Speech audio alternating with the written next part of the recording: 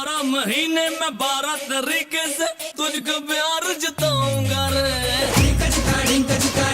उसमें 12 महीने आते हैं, अब उसके अंदर 12 महीने का जिक्र होता है। 12 महीने का कॉन्सेप्ट लिया। लव मेरा हिट एक सॉन्ग बिल्लू मूवी का।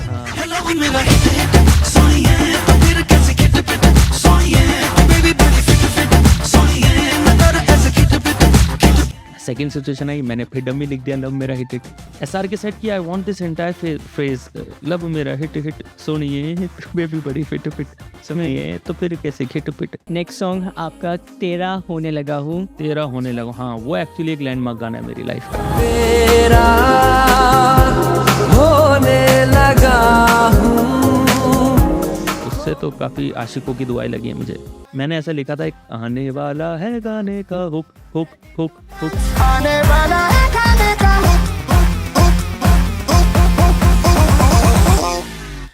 कैजुअली बोल दिया कि आने वाला है गाने का हुक, और हुक आ गया नच्चो सारे जी फाड़ के। नच्चो सारे जी फाड़ के, हिल के नाचो नाचो, हिल डुल के नाचो नाचो। स्वागत है गोल्डन मेट्रो शो के चौथे एपिसोड में। तो आज का एपिसोड हमारा बहुत ही ज़्यादा स्पेशल है क्योंकि आज हमारे साथ जो गेस्ट है वो है बॉलीवुड के रिनाउंड लिरिसिस्ट आशीष पंडित। आपने इंट्रो तो देख ही लिया होगा। हम आज उनकी देहरादून से बॉलीवुड म्यूजिक इंडस्ट्री की जर्नी पे बात करने वाले हैं।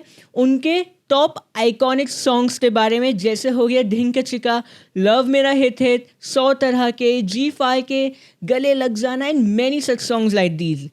और हम इनके गानों के पीछे की कहानियों के ऊपर भी बात करने वाले हैं। इसी के साथ ही उनके कुछ गाइडेंस और कुछ म्यूज़िक से रिलेटेड टर्म्स के ऊपर भी बात करने वाले हैं, जो आगे सॉन्ग राइटर्स बनना चाहते हैं उनके लिए वो बेसिक रिक्वायरमेंट होनी चाहिए। हमने उस पर बात करी है और इस पॉडकास्ट का पूरा ऑडियो एक्सपीरियंस स्पॉटिफाई पे अवेलेबल है। So enjoy this show.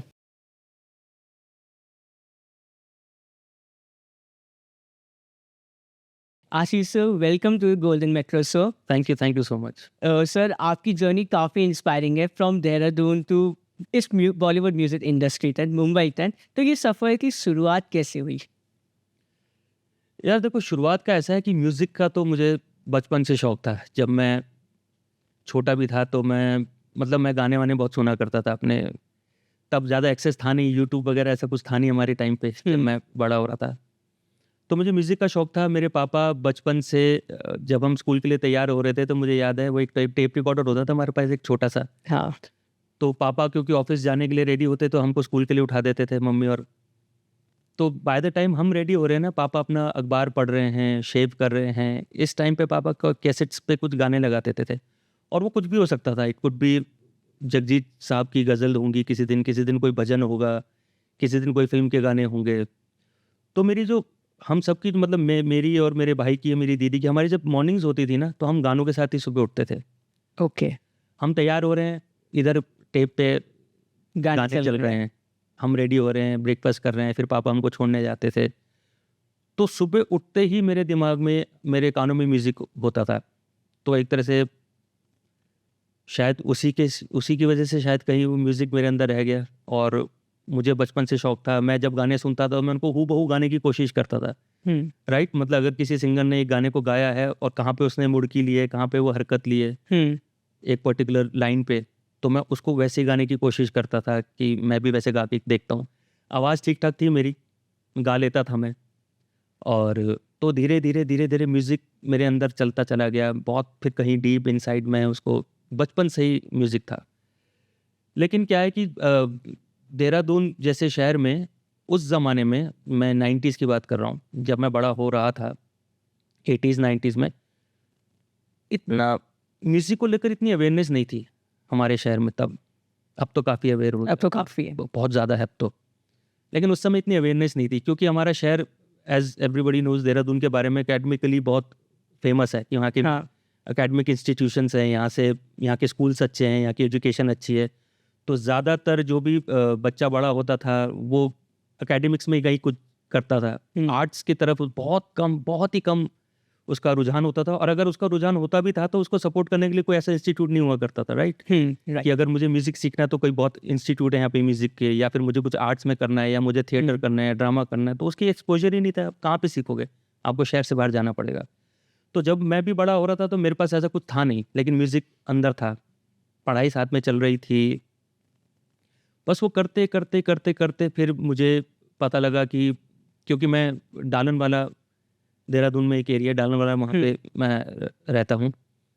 Dalanwala में एक भातखंडे म्यूज़िक इंस्टीट्यूट हुआ करता था उस टाइम पे, अभी भी है लेकिन अब उसकी लोकेशन चेंज हो गई, अब वो MDD की तरफ चला गया। पहले वो इंदर रोड पे हुआ करता था। अच्छा। द्वारका स्टोर्स, जिनको मालूम है देहरादून के बारे में, द्वारका स्टोर्स पे ही इंदर रोड पे बिल्कुल उसके एज पे भातखंडे हुआ करता था। तो वहाँ पे मैंने एडमिशन ले लिया। पढ़ाई के साथ साथ मैं दोपहर को इंस्टीट्यूट जाता था। वहाँ पर उत्पल सामंत हमारे गुरु होते थे। उसकी बहुत इंटरेस्टिंग स्टोरी है, क्योंकि मैं भातखंडे में गया जब पहली बार, तो भातखंडे में 2 विभाग हैं, एक गायन है, एक वादन है। व्हाट इज गायन इन? तो गायन इज सिंगिंग, ओके। वादन इज इंस्ट्रूमेंट प्लेइंग, कुछ भी आप वाद्य इंस्ट्रूमेंट बजाते याद कर रहे हो? तो जब मैंने देखा गायन और वादन है, तो पहले मैंने सोचा कि वादन में क्या है देखते हैं। तो तबला, सारंगी और इंडियन इंस्ट्रूमेंट्स थे। तो मैंने कहा ये तो मैं नहीं सीखता हूँ, मैं वोकल्स में चला गया, गायन में। मैंने वहाँ पे एडमिशन, क्योंकि मुझे म्यूज़िक सीखना था, तो मुझे लगा मैं पहले इंस्ट्रूमेंट सीख लेता हूँ कुछ। फिर मैं जब देखा वादन में तो तबला उबला सीखना पड़ेगा, और मुझे ये तो मेरे बस की नहीं है तबला सीखना। और वही सब सितार, जितने भी इंडियन इंस्ट्रूमेंट्स हैं ना, वो सिखाते हैं उसमें वहाँ। अच्छा। तो मैं वोकल्स में चला गया। मैंने कहा नहीं, मैं गायन में एडमिशन लेता हूँ। फिर मैं गायन में गया। सरकारी है तो ज़्यादा फीस भी नहीं थी। तो फिर मैंने वहाँ से म्यूज़िक सीखना शुरू किया उत्पल सामंत जी से।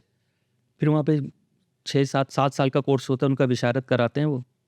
मैंने 7 साल तक निपुण होता है, मैंने 6 साल तक विशारद किया, फिर मैंने छोड़ दिया, क्योंकि उसके बाद वो बहुत ही हार्डकोर क्लासिकल ट्रेनिंग देने लग गए थे, बहुत ज़्यादा।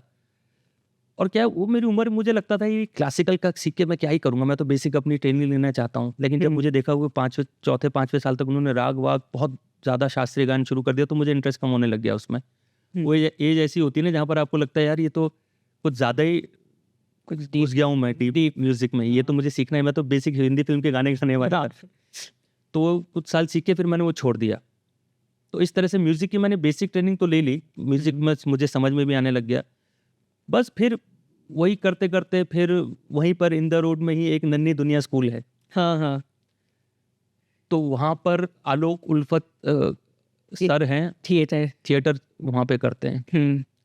फिर उनके पास, क्योंकि मेरे को इसी तरह की किसी चीज़ में इंटरेस्ट आता था, म्यूज़िक हो गया, आर्ट्स हो गया, थिएटर हो गया, ड्रामा हो गया, कुछ ऐसा कुछ करना है।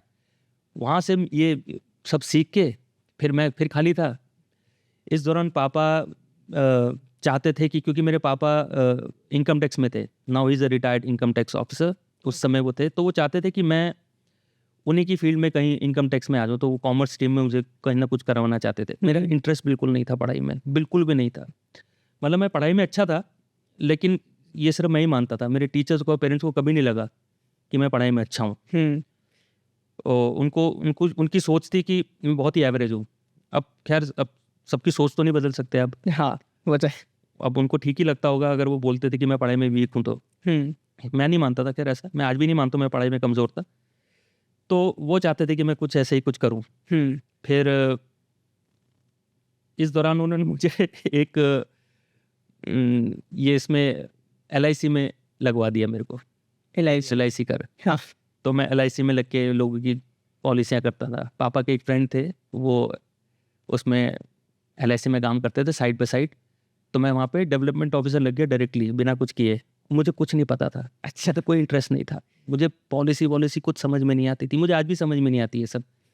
आर्टिस्ट लोग हैं ना, हाँ। कोई ये बिजनेस और पैसे और मनी मैनेजमेंट कभी समझ में नहीं आया, आज भी मुझे समझ में नहीं आता। पर उनको ये बात समझ में नहीं आती थी कि मुझे ये सब कुछ समझ में नहीं आता है। उनको लगता है करते करते कर ही लेगा। हाँ। मैं जाता था अनमने ढंग से, बेचारा तैयार होके चला जाता था वहाँ पर, LIC के ऑफिस में बैठ जाता था, कुछ फाइलें देखते थे मेरे को, तो वही तारे ज़मीन पर वाला ईशान का केस होता था, मुझे सारे नंबर्स हवा में उड़ते दिखते थे। मैंने कहा ये सब क्या पॉलिसी है, ये परसेंट वो परसेंट, कुछ समझ में नहीं आता, पर कर रहा था। इस दौरान ये आलोक सर का मुझे पता लगा कि वहाँ पर वो एक प्ले कर रहे हैं, उन प्ले का नाम था पृथ्वी। उसके लिए उनको कुछ, वो एक वर्कशॉप कर रहे हैं, उस वर्कशॉप में दे नीड पीपल। ओके। तो मैंने शायद ये अखबार में पढ़ा था, दून दर्पण आता था तब। हाँ, दून दर्पण था, तो मैंने उसमें देखा। फिर मैंने वहाँ पे अप्लाई कर दिया, मैं वहाँ चला गया। क्योंकि मुझे म्यूज़िक का इंटरेस्ट था, तो मुझे लगा यार यहाँ पे भी कुछ थिएटर वगैरह कर लेंगे, कुछ तो करेंगे। वहाँ पर जाके एक्चुअली में ना, मैं बोलता हूँ मेरी लाइफ चेंज हुई, क्योंकि उससे पहले मैं कंप्लीटली डिसइल्यूजन था। मुझे कुछ पता नहीं था मुझे लाइफ में क्या करना है। मुझे लगता था मैं यही सब करके, शौक वौक खत्म करके, एक दिन नौकरी करके यहीं पे सेटल हो जाऊंगा, यहीं ज़िंदगी बीतेगी आराम से। लेकिन आलोक सर से मिलने के बाद मेरा 360 टर्न हुआ, मेरा पर्सपेक्टिव चेंज हुआ towards life, towards my career, मैं क्या करना चाहता हूँ। और आपको एक ऐसा इंसान चाहिए होता है ना, जो आपको एहसास दिलाता है कि तेरे अंदर है, तू अगर चाहे तो कर सकता है। हाँ, राइट, क्योंकि हमको यहाँ पे कोई था ही नहीं जो मेरे अंदर की तड़प को समझे कि मैं क्या करना चाहता हूँ। मुझे लगता था I am wasting my self in Dehradun, क्योंकि यहाँ पर वो अपॉर्चुनिटीज़ नहीं है जो मैं करना चाहता हूँ म्यूज़िक से रिलेटेड। आलोक सर के साथ काम करके, उनके साथ थिएटर करके, उनके साथ वर्कशॉप्स करके, और उसमें भी मुझसे वो ऐसा नहीं कि मुझसे एक्टिंग करवाते थे, उनको लगता था मैं एक्टिंग कर लेता हूँ, बट ही अंडरस्टूड कि मेरे अंदर एक आर्टिस्ट तो है जो म्यूज़िक से काफ़ी उसका लगाव है और काफ़ी प्यार है म्यूज़िक से उसका। उस प्ले में भी वो मुझे म्यूज़िक का ही काम देते थे। मैं I used to sing in that play. Okay. एक गाना था, जय जय गंगे मैया तेरी महिमा सब गाएं, वो मैं गाता था, वो बहुत हाई पिच पे था। तो ये अंडरस्टूड इसको म्यूज़िक आता है, ये गाता भी ठीक ठाक है, ये अंडरस्टैंड्स, सुर वगैरह समझ लेता है, कोर्स यही था। तो आलोक सर से मिलके उन्होंने मुझे बहुत सपोर्ट किया, ऑल्दो वो बहुत ही, क्या उस समय तो बहुत गुस्से वाले हुआ करते थे, प्ले को लेकर बहुत डांट पांट भी पड़ती थी हमको, बहुत उनका वो था, बट वो आपको शेप दे दिया यार उन्होंने। बस जैसे कुम्हार का काम होता है ना, वो हाँ कि कुम्हार का, और वो मार मार के आपकी वो शेप दे देते, सेव दे रहा है। वैसे आलोक सर ने मुझे बहुत, हम सबको, बहुत सारे लोग थे वहाँ पर, तो उन्होंने मुझे एक्चुअली लाइफ के बारे में समझाया कि तू कर सकता है, तू चाहे तो तू कर सकता है, अगर तुझे इसके लिए यहाँ से निकलना पड़ेगा। और मैंने बोला सर मैं कहाँ ही निकलूँगा यहाँ से, अभी मेरा तो बॉम्बे में, मेरे पड़ोसी का रिश्तेदार भी कभी बॉम्बे नहीं गया है, मैं तो क्या ही जाऊँगा बॉम्बे। बट वही बात थी कि यार कभी कुछ जो हुआ नहीं, इसके लिए ये तो ज़रूरी नहीं कि कभी होगा भी नहीं। वो नहीं गया इसका मतलब ये नहीं कि तू जा नहीं सकता है। उन्होंने इंस्पायर किया। फिर मैं 2003 में करीब मैं बॉम्बे शिफ्ट हो गया कि देखें क्या होगा। घर वालों को बोला, उनके लिए भी एक बहुत बड़ा शौक था ये कि मैं सडनली सब कुछ छोड़ छाड़ के यहाँ से सडनली बॉम्बे चला जाऊँगा। बट उनको कन्विंस करना पड़ा मुझे, क्योंकि सी फैमिलीज का क्या रहता है ना, हमारी मिडिल क्लास फैमिली है ना, हमारा थॉट प्रोसेस है कि मेरे भाई एयरफोर्स में है, ही वॉज इन एयरफोर्स। वो बहुत जल्दी ही 90s 93 94 में वो चला गया अपने नौकरी पे एयरफोर्स में। फिर देन मेरी बड़ी सिस्टर हैं, Elder sister, she got married 96 में, शी गॉट मैरिड। ओके। वो चली गई। अब मॉम डैड और मैं अकेले। अब हमारा ये रहता है ना कि एक बेटा तो हमारे साथ रहेगा, मॉम डैड का भी एक ये रहता है कि एक बेटा तो हमारे साथ रहेगा, कि we are also growing old, ये बच्चा हमारे ध्यान रखेगा, घर पे रहेगा हमारा।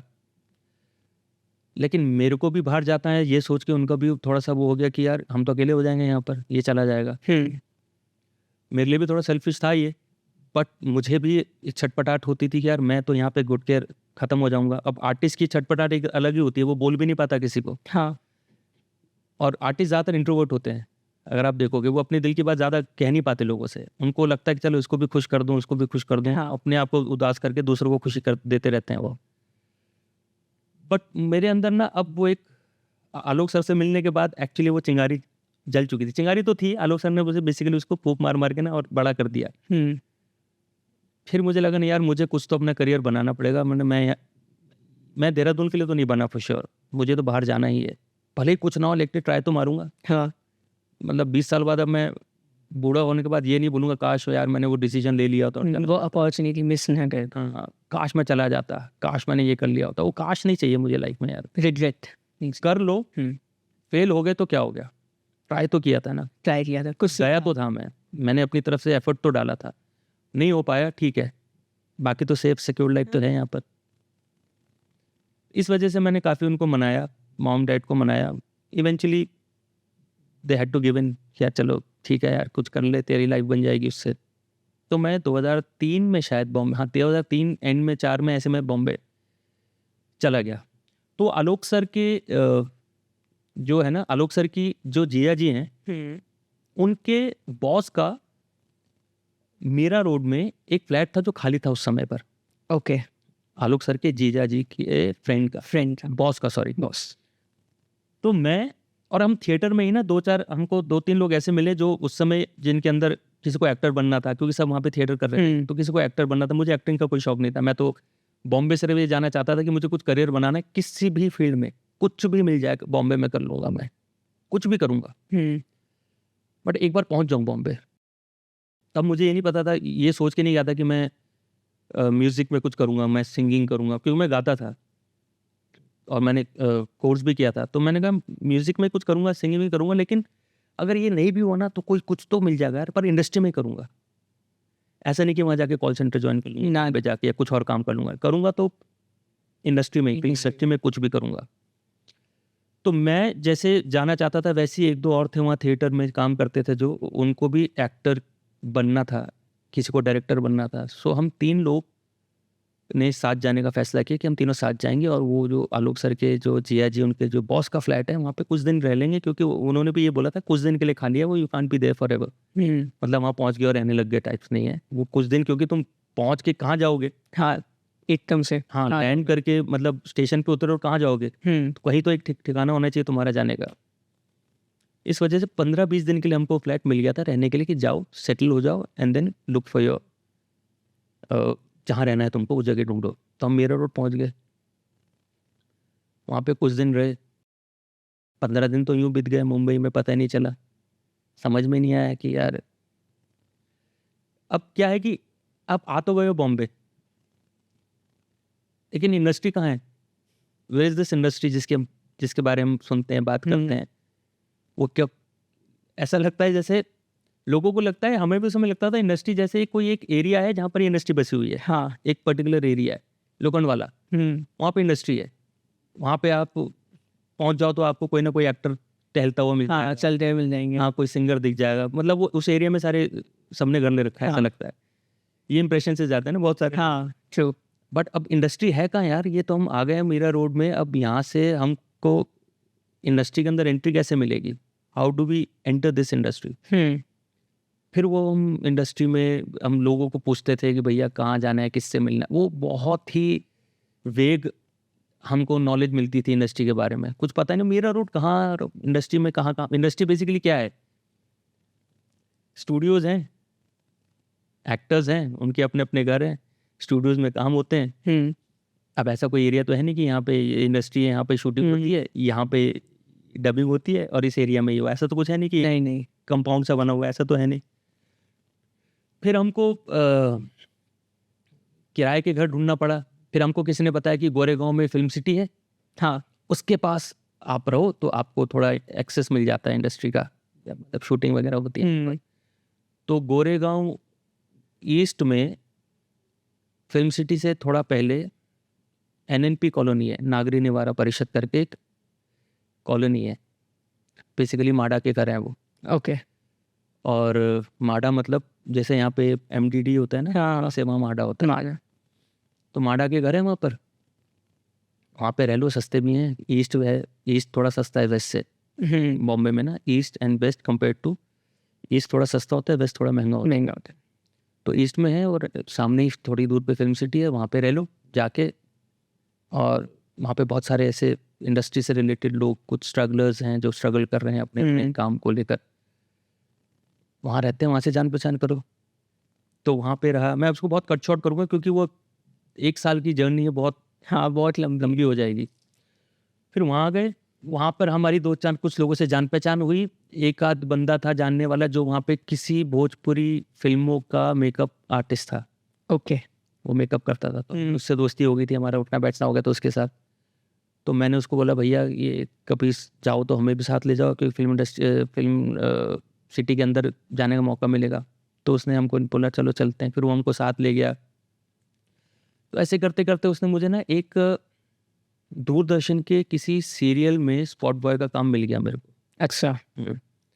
वो दूरदर्शन का कोई सीरियल था जिसमें मैंने पहली बार जो बड़े एक्टर को देखा सामने, वो थे that famous actor Kiran Kumar है जो विलन बने, किरण कुमार जी को देखा, और जरीना वहाब, आदित्य पंचोली जी की जो वाइफ हैं, अभी सूरज पंचोली की जो मदर है, वो वो सीरियल में काम कर रही थी। तो मैं पहली बार उस सेट पे जाके उनको देखा, तो मैं वहाँ पे काम करने लग गया। काम क्या था, स्पॉट बॉय का काम था। स्पॉट बॉय मतलब बेसिकली लाइट मैन जो होते हैं ना, जो लाइट उठा हाँ। उधर रखते हैं, वो काम करता था मैं। तो बड़ी बड़ी लाइट्स होती हैं हाँ, बहुत बड़ी। सेटअप शूटिंग की। तो कोई बोलता था ये लाइट उठा के उधर रख दो, वो लाइट उठा के कंधे से उठा के एक जगह रख देना, आंख इधर से एक जगह रख देना। इस दौरान मैं बहुत धक्के खा चुका था ये काम करने से पहले। और इधर उधर धक्के खा चुका था। कुछ काम तो मिलता नहीं था, क्योंकि कुछ काम है ही नहीं, किसके पास जाओगे काम मांगने के लिए, कोई हमारी वो ही नहीं है। डायरेक्टरी के नंबर देख के किसी को फ़ोन कर देते थे, वो फ़ोन उठाता था, पता लगा कोई गलती नंबर है। हाँ, गलत नंबर। और अगर सही नंबर है भी तो कल आना, परसों आना, अगले हफ्ते आना, आज आना, ऐसे ही टाइम पास होता था। वो भी बेचारे, उनको दिन में 10 फ़ोन आते होंगे, किसके बोले आ जाओ। ठीक है, तो फिर ये काम करने लग गया मैं। और तो बहुत उसमें डांट भी बहुत पड़ती थी, गालियाँ भी बहुत पड़ती थी, क्योंकि अब लाइट्स के ना नाम होते हैं। अब जैसे कोई लाइट है, उस लाइट का एक नाम है जो कि हमें मालूम ही नहीं। वो बोलते हैं बेबी उठा के यहाँ रख दे।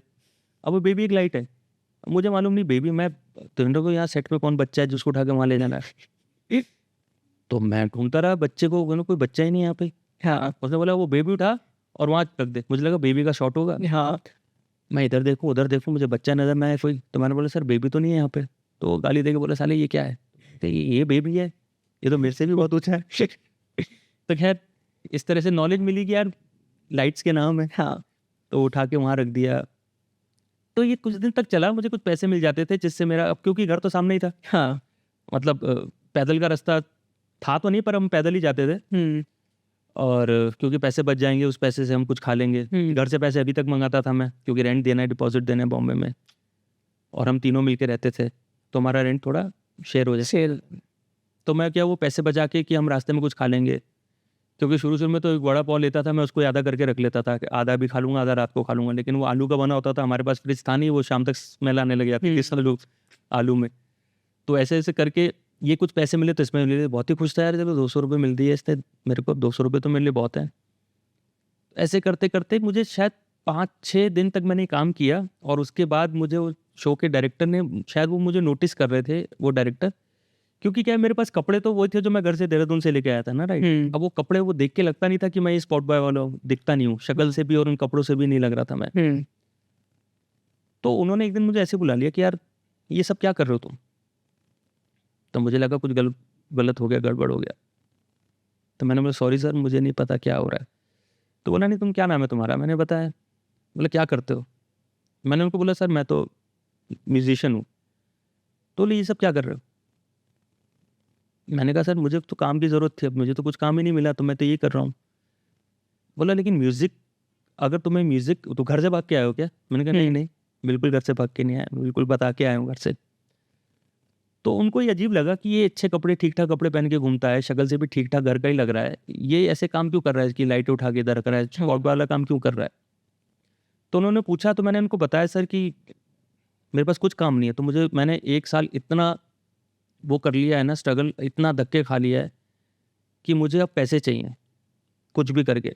एक बात मैं और बात बताता हूँ कि क्या है कि ये क्यों मेरे अंदर ये फीलिंग आ गई थी मुझे कुछ भी काम करना है, बिकॉज क्या है कि हमारे घरों में आज भी, अब शायद ये चेंज हो रहा है, लेकिन एक लड़का और एक लड़की की जब जो बड़े हो रहे होते हैं एक ही घर में, भाई बहन, तो हम लड़कों के अंदर ना बचपन से ही ये कहीं से डाल दिया जाता है कि तुमको काम करना है, हाँ, तुमको बड़े होके काम करना है, पैसा कमाना है। अब चेंज हुआ है, लेकिन पहले हमारे टाइम पे यही होता था कि लड़की तो चलो बड़ी होगी, काम करे ना करे वो उसका एक ऑप्शन है।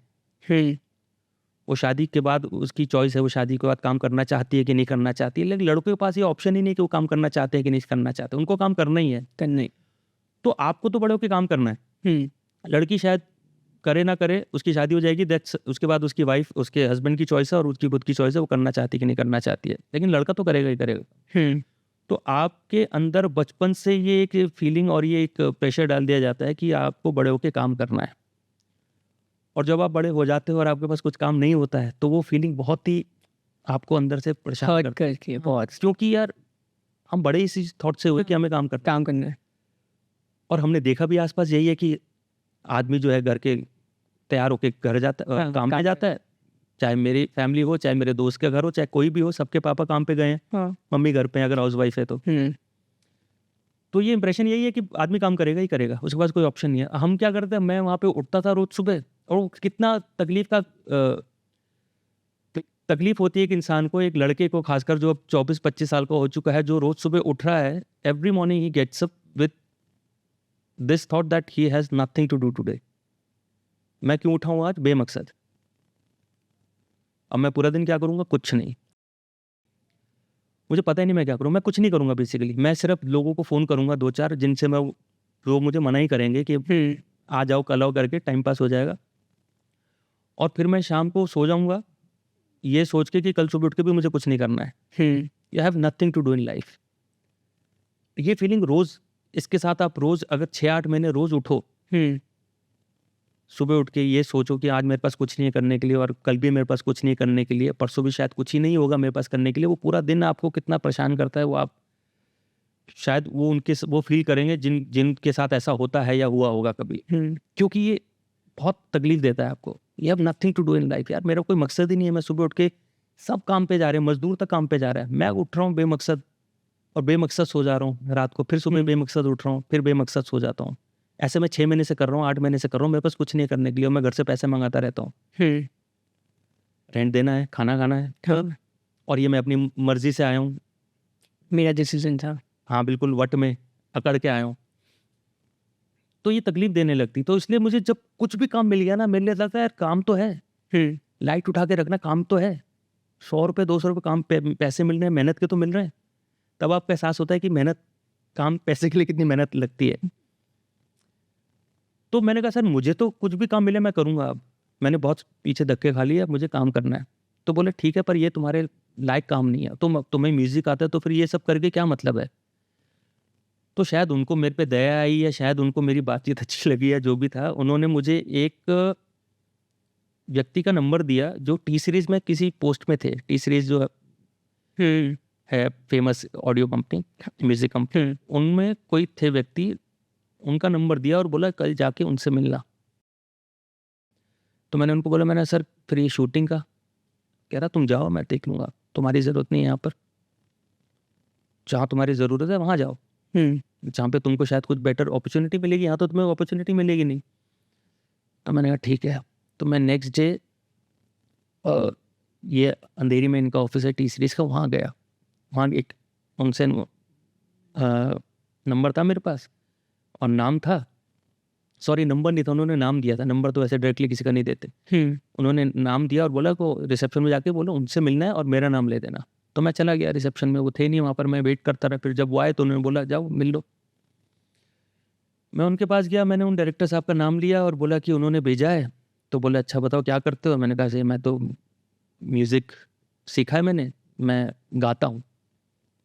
बोला अच्छा तो क्या मेरे पास क्यों आया। मैंने सर मुझे नहीं पता, मुझे उन्होंने बोला आपसे मिल लो, मैं आपके पास आ गया, अब आप जो बोलोगे मैं आगे वो करूँगा। ठीक है। तो उन्होंने मुझे वहीं टी सीरीज़ के पीछे, उस ज़माने में एक जिप ट्रैक स्टूडियो हुआ करता था, अब नहीं है वहाँ पर। जिप ट्रैक स्टूडियो में उन्होंने बोला कि शाम को इतने बजे वहाँ चले जाना। अब ये टाइम था कुछ 1:30-2 बजे का, और उन्होंने टाइम दिया था 5 बजे का वहाँ चले जाना। मैंने ठीक है, मैं शाम को 5 बजे वहाँ चला गया। तो वहाँ पे जब मैं स्टूडियो में एंटर किया ना, स्टूडियो के बाहर 3-4 लड़के बैठे हुए थे, ऐसे ही आगे बैठे थे साइड में। तो मैं गया, मैं भी वहाँ बैठ गया जाके उनके साथ। मुझे पता नहीं अंदर क्या हो रहा है, क्योंकि स्टूडियो के अंदर दिखता नहीं है। हाँ, तो मैं आके बाहर बैठ गया। ऑडियो स्टूडियो था वो। तो थोड़ी आधे घंटे बाद डब्बू मलिक जी बाहर आए। डब्बू मलिक जो अन्नू मलिक जी के छोटे भाई हैं, और अमाल मलिक और अरमान मलिक जो भी फेमस कंपोजर एंड सिंगर हैं, उनके फादर। ओके। डब्बू मलिक जी बाहर आए। तो और उधर से दूसरे बूथ से कोई निकल के गया, कोई सिंगर था शायद, वो निकल के गया। बातचीत 5 मिनट के बाद वो चले गए। एंड देन डब्बू जी ने बोला हाँ ठीक है आ जाओ। और ये जो 3 लड़के थे वो उठ के उसी बूथ में चले गए जिस बूथ से वो सिंगर निकला था। तो मुझे लगा, मुझे भी बोला तो मैं भी अंदर चला गया। उन्होंने हेडफोन्स दे दिए हम सबको, और मैंने हेडफोन लगा लिए। अब क्या है कि मैं देहरादून में ना कुछ रिकॉर्डिंग वगैरह कर चुका था, क्योंकि मुझे म्यूजिक का इतना शौक था, तो मैं कैसेट्स वगैरह में कुछ गाता रहता था, और मुझे पता था रिकॉर्डिंग क्या होती है, डबिंग कैसे होती है, गाना कैसे गाया जाता है। तो बेसिक नॉलेज तो थी हाँ देहरादून में म्यूजिक कैसे रिकॉर्ड होता है, बट इतनी एडवांस नहीं था, क्योंकि यहाँ पे इतना वो था सेटअप नहीं किसी के पास। मैंने यहाँ पे अपने कुछ कैसेट्स भी बनवाए थे, मैं गाने के कैसेट्स की मैं डेमो लेके बॉम्बे जाऊँगा, जो कि कभी सुनाई नहीं मैंने किसी को, अच्छा हुआ। तो वहाँ गया मैं, वहाँ पे हेडफोन पे उन्होंने गाना प्ले किया और उन्होंने बताया कि क्या गाना है, तो वो कोरस था बेसिकली, ओके जो कि मुझे नहीं पता था। वहाँ गया तो कोरस की 4 लाइनें उन्हें कुछ गानी थी, कुछ मैंने गा दिया, क्योंकि वो मेरे लिए इतना कोई ऐसा काम नहीं था जो मेरे सिलेबस के बाहर था। गाना तो था ही, और सुर में मैं गाता था, हाँ नोट्स मुझे समझ में आते थे, और टेम्पोज, बेसिक म्यूजिक की नॉलेज तो थी। मैंने गा दिया पहली बार में, 1-2 बार में उनके साथ मिलके। बट हाँ, बस ये हुआ कि सिंक कैसे करना है दोनों के साथ, क्योंकि क्या है कि जो मेरे साथ कोरस सिंगर गा रहा है उनके साथ मेरी मर्ज होनी चाहिए, तभी कोरस लगे, क्यों नहीं? अलग अलग नहीं होना चाहिए। हाँ तो इन सिंक करना पड़ता है बहुत, और क्योंकि वो DT 3T होता है, DT मतलब double track, triple track, DT 3T, तो साउंड, कोरस का साउंड बिल्कुल साथ होना चाहिए। अगर मैंने कोई गाने की लाइन पहले बोल दी या कोई शब्द पहले आ गया तो वो कट जाएगा, उसको वापस लेना पड़ेगा। तो 1-2 बार सिंक करने के लिए रिहर्सल होती है, वो सिंक में कर दिया और हमने गा दिया कोरस। कोरस करके वो जाने लगे, मेरा भी हो गया, मैं भी बाहर जाने लगा। बाहर आया तो डब्बू जी ने सबको 2-2 हज़ार रुपये दिए कोरस सिंगर्स को, क्योंकि बहुत छोटा ही पार्ट था। हाँ तो मुझे भी दे दिए 2,000 रुपये। अब मुझे लगा यार 2,000 रुपये मिले, निकल लेता हूँ। फिर मुझे लगा यार ये तो ख़त्म हो जाएंगे हाँ कुछ दिन में, मैं जिस काम के लिए वो तो बात करूँ। तो मैं डब्बू जी के पास गया, सर मैं एक्चुअली मुझे उन्होंने भेजा है, मुझे आपसे बात करनी है। हाँ बोलो। तो मैंने उनको बोला ऐसे ऐसी है, मैं तो बोला तुम कोरस सिंगर नहीं हो? मैंने कहा नहीं सर, मैं तो आपसे मिलना है। अरे तुमने बताया नहीं। मैंने कहा सर वो मौका ही नहीं मिला, बात ही नहीं हुई, आपने सीधा इशारा कर दिया तो मैं अंदर चला गया। ठीक है, फिर उनसे बातचीत हुई, फिर उन्होंने बोला ठीक है कुछ होगा तो बताऊंगा। फिर मैं उनके साथ कुछ 1-2 जगह पे बुला लेते, किसी भी चीज़ के लिए कुछ काम होता था तो बुला लेते। तो एक तरह से मैं उनका एक बेसिकली असिस्टेंट बन गया। लेकिन वो कुछ ऐसा काम नहीं था कि जिसमें मुझे बहुत पैसे मिल जाते थे, क्योंकि उनको जब ज़रूरत लगती थी वो बुला लेते थे। इनको शायद अब याद भी नहीं होगा ऐसा कुछ, बहुत पुरानी बात है, क्योंकि 2-3 ही मुलाकातें हुई मेरी उनसे। 3 बार उन्होंने मुझे कभी ऐसे बुला लिया, मैं चला गया, उनसे कुछ काम वाम हो गया, कर दिया। खैर फिर उसके बाद मेरी लाइफ में वापस एक वही था, वैक्यूम था कि मैं क्या कर रहा हूँ लाइफ में यार, कुछ तो हो नहीं रहा। 1 साल होने को, 2 साल होने, 1.5 साल होने को आ गया था मुझे काम करते करते। फिर वही मैं डायरेक्टरी से फ़ोन मिलाता था, लोगों के यहाँ जाता था, उनके पास बैठ जाता था। यार बहुत अजीब तरीके मुझे एक्सपीरियंसेस भी हुए, क्योंकि लोग बुलाते थे, बिठाते थे, और उनको पता मैं बैठा हूँ लेकिन मिलते ही नहीं थे। मतलब उनको पता है मैं बाहर बैठा हूँ, पर वो आए नहीं मिलने के लिए। वो कभी बोलते हैं कि बस साहब इधर हैं, आप बैठो। वो थे से जा चुके हैं, और मुझे किसी ने इन्फॉर्म भी नहीं किया कि वो जा चुके हैं, मैं बैठा हूँ। और मैं बाहर इस नीचे उतर के इसलिए नहीं जा पा रहा हूँ, खाना खाने के लिए कभी बीच में बुला लिया था, और खाना खाने भी नहीं जा रहा हूँ। तो बहुत अजीब अजीब एक्सपीरियंसेस हुए हैं। फिर एक दिन ऐसी डायरेक्टरी पे बात करते करते, तब प्रीतम चक्रवर्ती जो कंपोजर हैं, उनका तब धूम मचाले आ चुका था 2003 में, बहुत हिट हुआ था 2003-4 के आसपास। मुझे 2004-5 हो चुका था अब ये स्ट्रगल करते करते। तो मैंने देखा ये भी नए कंपोजर हैं, इनसे भी मिल लेते हैं, इनसे बात कर लेते हैं। तो वहाँ पे जिनका नंबर था वो उनका नाम था, मतलब नंबर तो प्रीतम चक्रवर्ती का था, लेकिन अब वो तो सबके फ़ोन उठाएंगे नहीं। तो एक मैनेजर ने उनका फ़ोन उठाया, मंगेश नाम था उनका। उन्होंने फ़ोन उठाया, उन्होंने बहुत ठीक से, बड़े आराम से, बड़े प्यार, पहले व्यक्ति थे जिन्होंने बड़े प्यार से मुझसे बात करी। हाँ जी बोलिए। मैंने कहा सर ऐसा ऐसा, हाँ ठीक है ओके। उन्होंने एंटरटेन किया मेरे को। लाइफ में पहली बार को मुझे एक बंदा सामने से एंटरटेन कर रहा है और बात कर रहा है बिल्कुल इज्जत से। ठीक है, ऐसे करते करते उनसे संपर्क में रहते रहते मैंने एक फ़ोन ले लिया था, मोबाइल छोटा सा सस्ता सा। उस समय ज़्यादा पैसे नहीं थे, तो बहुत ही सस्ता नोकिया का वो 3315 आता था, वाला फ़ोन था मेरे पास। क्योंकि अब कोई आपसे संपर्क करना चाहे तो कहाँ करेगा? ऑब्वियसली फ़ोन से ही है।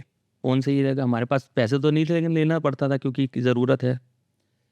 ऐसे करते करते 6-8 महीने बीत गए, फिर मैं उनके संपर्क में ही था, हो रहा था किसी तरह गुजारा। फिर एक दिन उन्होंने मुझे बुलाया कि इधर आ जाओ, चलो मिल लो आके मेरे से। प्रीतम सर के ऑफिस में गया मैं, ओशिवारा में उनका एक स्टूडियो है, वहाँ गया। वहाँ पे मेरा बेसिक इंटरव्यू लिया मंगेश ने, नॉर्मल बातें करी, क्या करते हो, मैंने कहा सर मैं ऐसा ऐसा करता हूँ। इस दौरान ना मैंने फिगर आउट कर लिया था कि ऐसे काम नहीं मिलेगा, मुझे किसी के साथ लग के काम करना पड़ेगा, which is like an assistant. जिसको मैं असिस्ट करने लग जाऊँगा तो फिर मेरा एक जगह होगी कि मैं इनके साथ काम करता हूँ। अगर मैं ऐसे इंडिपेंडेंट सबके साथ जाके मिलता रहूँगा, कोई गाना दे देगा गाने के लिए, फिर उसके बाद आगे क्या, तो इससे अच्छा है 2 रास्ते हैं, या तो आप इंडिपेंडेंटली स्ट्रगल करते करते अपना एक मुकाम बना लो, या फिर आप किसी एक बड़े, जो भी आपका फील्ड है उसके हिसाब से बड़े, जैसे मेरे केस में मुझे म्यूजिक में जाना था, तो मुझे लगा कि बेस्ट इज म्यूजिक कंपोजर के साथ आप असिस्ट करने लग जाओ, just be with him. Initially अगर वो पैसे नहीं भी मिलेंगे तो but it's okay, you getting to learn so much music के बारे में, गाने के बारे में, टेक्निकलिटीज के बारे में, and then you getting to interact with lot of singers, writers, technicians, programme जो करते हैं, प्रोग्रामर्स। तो बेसिकली एक वर्ल्ड में रहोगे तो आपको सीखने को कुछ मिल सकता है। सो आई थॉट कि ये सही है, किसी को पकड़ के किसी को असिस्ट करते हैं, क्योंकि ऐसा तो है नहीं कि मुझे एक्टर बनना है और मेरी उम्र निकलती जा रही है, राइट। अगर मैं 5 साल 6 साल भी किसी के साथ असिस्टेंट भी लग गया तो भी ऐसा तो नहीं है कि मेरा फेस, मैं बूढ़ा हो रहा हूँ यार, मेरा करियर है, मेरे को कुछ ऐसा इशू नहीं था। तो मैं एज एन असिस्टेंट उनके साथ लगने की उसमें था। तो फिर उन्होंने मुझे बुला लिया, उन्होंने मेरा इंटरव्यू वगैरह लिया। तो बहुत फनी इंसिडेंट है ये। मंगेश सर ने सारी बारी बातें पूछी, then he called up Pritam. तो प्रीतम सर आए, तो उन्होंने बोला कि sir he wants to assist. तो प्रीतम, मैं बहुत फ्रस्ट्रेट हो चुका ना इस दौरान, 1-1.5 साल से धक्के खा के, लोगों से मिल के, गालियाँ सुन के, बहुत फ्रस्ट्रेट हो चुका था।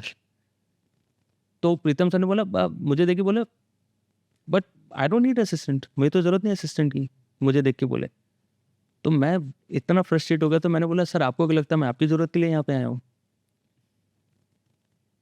तो ये जवाब थोड़ा उनके लिए अजीब था। हाँ, मतलब ज़रूरत तो मेरी है ना, आपकी ज़रूरत के लिए मैं थोड़ी आऊँगा यहाँ पे यार, अपनी ज़रूरत के लिए यहाँ पे आया हूँ। हाँ, आपको ज़रूरत हो ना हो, मुझे ज़रूरत है। हाँ। तो उनको अजीब लगा। क्या है कि प्रीतम चक्रवर्ती एक ऐसा शख्स है जो आप जब जानोगे तो आपको समझ में आएगा कि आप, नाम तो बहुत बड़ा है आज भी, he is one of the biggest composer. आपको लगेगा यार ये तो बिल्कुल अपने जैसा है यार, बातचीत पे भी वैसा है, इसकी कोई वो हैंगअप्स नहीं है कि मैं डाउन टू अर्थ है। हाँ, कि मैं स्टार हूँ। मैं तब उनके इतने गाने नहीं थे, ऑल्दो आज भी वो वैसे ही हैं जैसे वो आज से 20 साल पहले थे। तो उनको ये बात अच्छी लगी शायद, उनको ये नहीं, उनका ईगो हर्ट नहीं हुआ कि अरे तू है कौन भाई जो इस तरह से मुझे जवाब दे रहा है। प्रॉब्ली ही लाइक्ड इट कि यार इसने बहुत ईमानदारी से बात बोली कि हाँ ज़रूरत तो मेरी है, मैं आपकी ज़रूरत के हिसाब से नहीं आया हूँ, मैं अपनी ज़रूरत के हिसाब से यहाँ पे आया हूँ।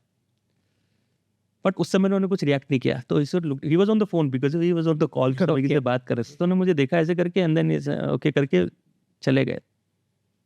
अब मुझे भी लगा यार मैंने क्या बोल दिया, पहली मुलाकात में मैं प्रीतम चक्रवर्ती को कुछ भी बोल दे रहा हूँ। प्रीतम चक्रवर्ती यार, मतलब तब तक वो उतने बड़े नहीं हुए थे, पर उनकी धूम आ चुकी थी और 1-2 फिल्म उन्होंने पहले की थी। He was not that big अभी जो है प्रीतम चक्रवर्ती उस समय। बट ठीक है, मिल ले तो बहुत बड़ी बात है, उनसे मिल भी लिया। तो मुझे लगा यार ये एक ही मौका मिला था, उसमें भी मैंने गंवा दिया ऐसी बात करके। मंगेश ने भी मुझे थोड़ा अजीब तरीके से देखा कि यार ब्रो क्या कर रहा है इस। एनीवेज होगी बात, उन्होंने बोला ठीक है विल लेट यू नो। अभी तो वो कहीं आई-फाई उस समय कुछ हो रहा था, उसके लिए कहीं शायद बाहर जा रहे थे वो। ठीक है, फिर वो बात खत्म हो गई और मुझे लगा ये तो गया मौका। उस बात को 1-1.5 महीने 2 महीने बाद मैं अपने घर पे बैठा था, तो अचानक फ़ोन बजा एंड भाग के गया, देखते हुए मंगेश।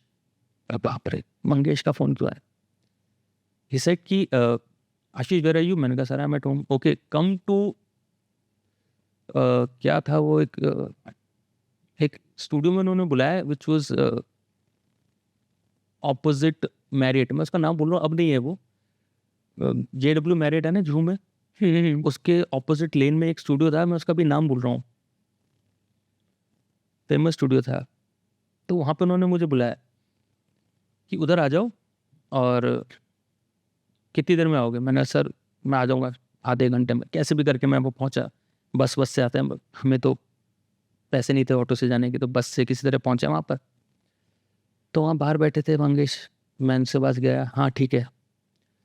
5-10 मिनट बाद देखा कि प्रीतम सर तो बाहर निकल के चले गए घर, जहाँ भी जाना था वो कि बोले चलो। मुझे मंगेश अंदर ले गए। वहाँ स्टूडियो में किसी एक इंजीनियर बैठा था, वहाँ पे इंजीनियर कुछ कर रहा था सेटअप पे, एंड उसको समझाया कुछ कि ऐसा ऐसा करके सीडी दे देना आशीष को। एंड मुझे जाते वक्त बोले आशीष ये सीडी लेके स्टूडियो आ जाना, ना जहाँ पे लास्ट में आए थे। मैंने कहा सर वो अंधेरी में उशीवर में, हाँ हाँ वहाँ पे आ जाना, ठीक है। एंड यू आर ऑन, हाँ ऐसे बोल के चले गए। मुझे पता नहीं यू आर ऑन का मतलब क्या है। मैंने कहा आई एम ऑन, ओके।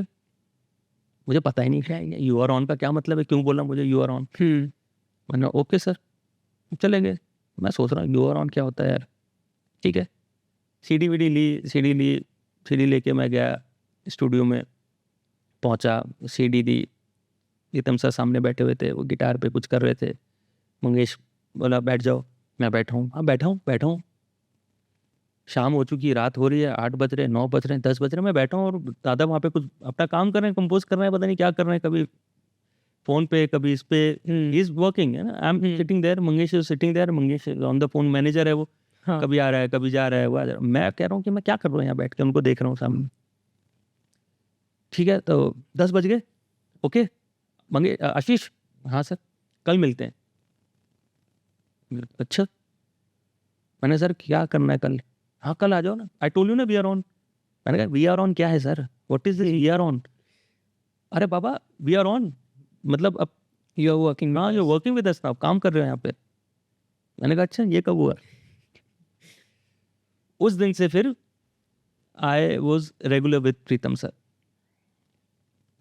फिर वो से लेके आज तक, अब मैं उनका असिस्टेंट नहीं हूँ, लेकिन 2014 तक मैं उनका असिस्टेंट था। फिर मैं इंडिपेंडेंट हो गया, तो बॉम्बे में फिर उनके साथ काम करते करते then my whole journey started. फिर मैं वहाँ पे स्क्रैचेस लिखता। उनको शुरू में पता नहीं था कि मुझे ही नहीं पता था मैं गाने लिखता हूँ। मैं उनके साथ असिस्ट करता था। शुरू में बहुत ही ऐसा वाला जॉब था वो, क्या बोलते हैं, म्यूजिक रिलेटेड नहीं होता था, बहुत ही मतलब सीडी यहाँ से लेना, वहाँ छोड़ना, उससे लेके उसको देना, उधर चले जाना, इधर फील्ड वर्क, बहुत ही फील्ड वर्क। तो शुरू में तो मैंने ऐसा कुछ म्यूजिकल रिलेटेड कोई बात भी नहीं होती थी हमारे बीच में प्रीतम सर के साथ, नॉर्मल था बहुत ही। बट मैं था वहाँ पर, आई वॉज देयर, काम वाम करता था। धीरे धीरे काम करते करते ना उनको एहसास हुआ कि मुझे म्यूजिक का भी थोड़ा बहुत समझ लेता हूँ म्यूजिक को, क्योंकि उनसे कभी हमारी इतना इंटरेक्शन ही नहीं होता था। वो तो कोई काम देते थे, कभी मंगेश ने कुछ काम देते, कभी किसी ने कुछ काम दे दिया, हम जाके करते हैं, दौड़ रहे हैं, भाग रहे हैं, प्रोग्रामर के पास चले जाओ, वहाँ चले जाओ। धीरे धीरे फिर मुझे उनके साथ काम करने का मौका मिला। फिर उनको समझ में आया कि I have this knack of understanding, scanning, meter, lyrics. क्या होता है कि when you present a song to a producer और a director, how do you present a song for a particular situation? You sing a song, either you sing it live. तो अब live में if I have to explain you, if a director tells you that my situation is a certain situation जहाँ पर romantic गाना है, now how do you communicate without words कि this melody is romantic, right? So आप उस पर कुछ lyrics लिख देते हो, dummy, हाँ dummy होते हैं वो, अच्छा, not necessarily they need to make sense, but ऐसे कुछ words होते हैं जिनसे suggest होता है कि अच्छा romantic song, right? तो वो dummy में प्रीतम सर ने कई बार मुझे देखा कि मैं डमी कुछ लिख देता था उनकी मेलोडीज पे। वो नाना से बेटर है कि वो डमीज में कुछ प्रेजेंट कर देंगे। तो मैं डमीज लिखता था, तो वो मीटर और स्कैनिंग के करेक्ट होती थी उनकी, फोनेटिक्स भी उनके सही होते थे। फोनेटिक्स टू अंडरस्टैंड मतलब कुछ ऐसे शब्द होते हैं जो सुनने में अजीब लगते हैं उस पॉलिटिकल मेलोडी में। कुछ वर्ड्स होते हैं ना जो उस मेलोडी में सुनने में बड़े अजीब लगते हैं, तो सुनने में अजीब लगता है बिकॉज उसका फोनेटिकली वो वर्ड वहाँ पे करेक्ट प्लेस नहीं हुआ है, उसकी जगह कुछ और वर्ड होता तो वो फोनेटिकली अच्छा लगता। तो वो सब ध्यान में रखते हुए मैं कुछ वर्ड लिखता था और मैं तो कुछ सोचता भी नहीं था ना यार, बिकॉज मैं तो राइटर ही नहीं हूँ, तो मेरे को प्रेशर नहीं है कि लिखना है मेरे को अच्छा. I just have to write something so that Pritam sir can present this song to the director. तो he understood that I have that basic understanding of planning, meter, music, phonetics. तो ऐसे करते करते वो मैं और स्क्रैचेस लिखने लग गया उनकी प्रेजेंटेशन के लिए. तो उनकी प्रेजेंटेशन है, उनको 4 गाने प्रेजेंट करने हैं किसी एक पर्टिकुलर सिचुएशन पे ऑप्शंस के लिए. तो मैं फटाक से वो 4 गाने में कुछ मीटर में कुछ लिख देता था and I play it, present it to them, और वो हो जाते थे धीरे धीरे धीरे धीरे धीरे. और वो also those lyrics use to make little sense. Senseless नहीं था कुछ भी. ओके. ऐसा नहीं कि कुछ भी लिख दिया पे सिर पैर का, कुछ भी नहीं. ऐसा नहीं, वो सेंसिबल होता था whatever I used to write. So he understood कि यार मुझे इतनी सेंस तो है लिखने की थोड़ी बहुत. फिर धीरे धीरे क्या हुआ कि उनको मैं जो लिरिक्स लिखता था, कुछ हुक्स लिखता था. Hooks, you understand what a hook? हाँ, hook is the main end का जो पार्ट होता है, जैसे धूम मचाने दो, that's a hook. Hare Ram that's a hook. Because मुखड़ा शुरू में होता है, बीच में क्रॉस आता है, नॉट नेसेसरली हर गाने में हो लेकिन क्रॉस आता है, और उसके बाद एक मेन गाना हुक आता है जो गाने की पहचान बनती है. जैसे मुझे तो तेरी लत लगी is a hook, Hare Ram is a hook. तो मैं हुक्स पे बहुत कॉन्सेंट्रेट करके उनको लिखने की कोशिश करता कि क्योंकि गाने की पहचान उस हुक से होगी. That's how that song will be known as. तो वो मैं लिखता था. धीरे धीरे क्या हुआ कि मेरे लिखे हुए हुक्स ना डायरेक्टर्स को एज इट इज पसंद आने लगे, क्योंकि वो उनको पता है डमी है. But on certain situations they kind of liked those hooks and said कि let's retain this line, this is very good, this goes हमारी सिचुएशन में भी जाता है, let's keep this, इसको नहीं हटाते हैं, बाकी तो डमी है, we'll change that. So फिर क्या होता था कि मैंने तो कुछ डमी कुछ लिख दिया उस समय हुक पे, पर हुक रह गया. then the writer will come and he will replace the entire मुखड़ा or the cross and or the entire thing and he will retain that particular line. वो हुक रह जाएगा ओके. जो मैंने लिखा था. तो वो फिर मुझे इस कॉन्फिडेंस मिल गया कि यार मैं जो लिखता हूँ वो लोगों को पसंद भी आता है. ऐसा नहीं कि मैं कुछ भी लिख दे रहा हूँ और आउटराइट रिजेक्ट हो रहा है. ऐसा नहीं. कई बार कुछ लिखा हुआ पसंद आता है लोगों को, तो कॉन्फिडेंस आता है ना कि यार तब इन लोगों को पसंद आ रहा है, ये लोग तो बड़े लोग हैं, इनको तो समझ है, ये ऐसी कोई भी फालतू चीज़ को अप्रूव नहीं करेंगे. तो वो लिखते लिखते मुझे कॉन्फिडेंस आने लगा. And then Pritam sir also started giving me a little more chances लिखने के लिए कि चल ये इसका लिखा हुआ अप्रूव हो जाता है, इसका भी कॉन्फिडेंस बढ़ेगा. तो मैं वैसे ऐसे करते करते एक्सीडेंटली राइटर बन गया. कि मैंने तो राइटिंग कभी ज़िंदगी में नहीं की थी. तो एग्ज़ाम में भी आंसर शीट खाली छोड़ने वाले स्टूडेंट थे, हम क्या ही लिखेंगे. तो धीरे धीरे लिखने का वो शायद मुझे बाद में मुझे एहसास हुआ कि मैं क्यों लिख पाता हूँ, क्योंकि ना मेरी बचपन से हिंदी गानों की एजुकेशन हुई है अपनी तरफ से ही. किसी ने मुझे बैठा के गाने नहीं सुनाए, वो तो पापा की जो लगते थे. बिसाइड्स मुझे हिंदी गाने इतने पसंद थे कि मैं सुनता रहता था, पूरा दिन सुनता था हिंदी गाने, कहीं भी मौका मिलता था. मैं कैसेट्स लेके आता था देहरादून में जब था. तो उससे ना एजुकेशन इतनी हो गई, वोकैबुलरी इतनी स्ट्रांग हो गई, इतने गाने सुन लिए, लाखों गाने सुन लिए, लता जी के, आशा जी के, रफ़ी साहब के, किशोर दा के, मुकेश जी के, गज़लें सुनी. तो वोकैबुलरी बढ़ती है ना आपकी, आप अपना सुनोगे उतनी वोकैबुलरी आपकी बढ़ेगी. और सिचुएशंस के हिसाब से मैं फिर सुनता देखता था कि फलानी सिचुएशन में ये लिखा गया है, इस सिचुएशन में ये लिखा गया है, इस सिचुएशन में ये लिखा गया है. तो कहीं ना कहीं बैठ गया. तो जब मेरे पास ऐसी कोई सिचुएशन का गाना आता था उस समय स्क्रैच लिखने के लिए, अब मेरे पे प्रेशर भी नहीं है कि मुझे अपने आप को प्रूव करना है किसी को, क्योंकि कोई और राइटर लिख के लिखने वाला है इसको. इसके ऊपर तो मेरा तो कोई प्रेशर नहीं है. मैं तो बस लिख रहा हूँ कि लिखना है सुनाने के लिए.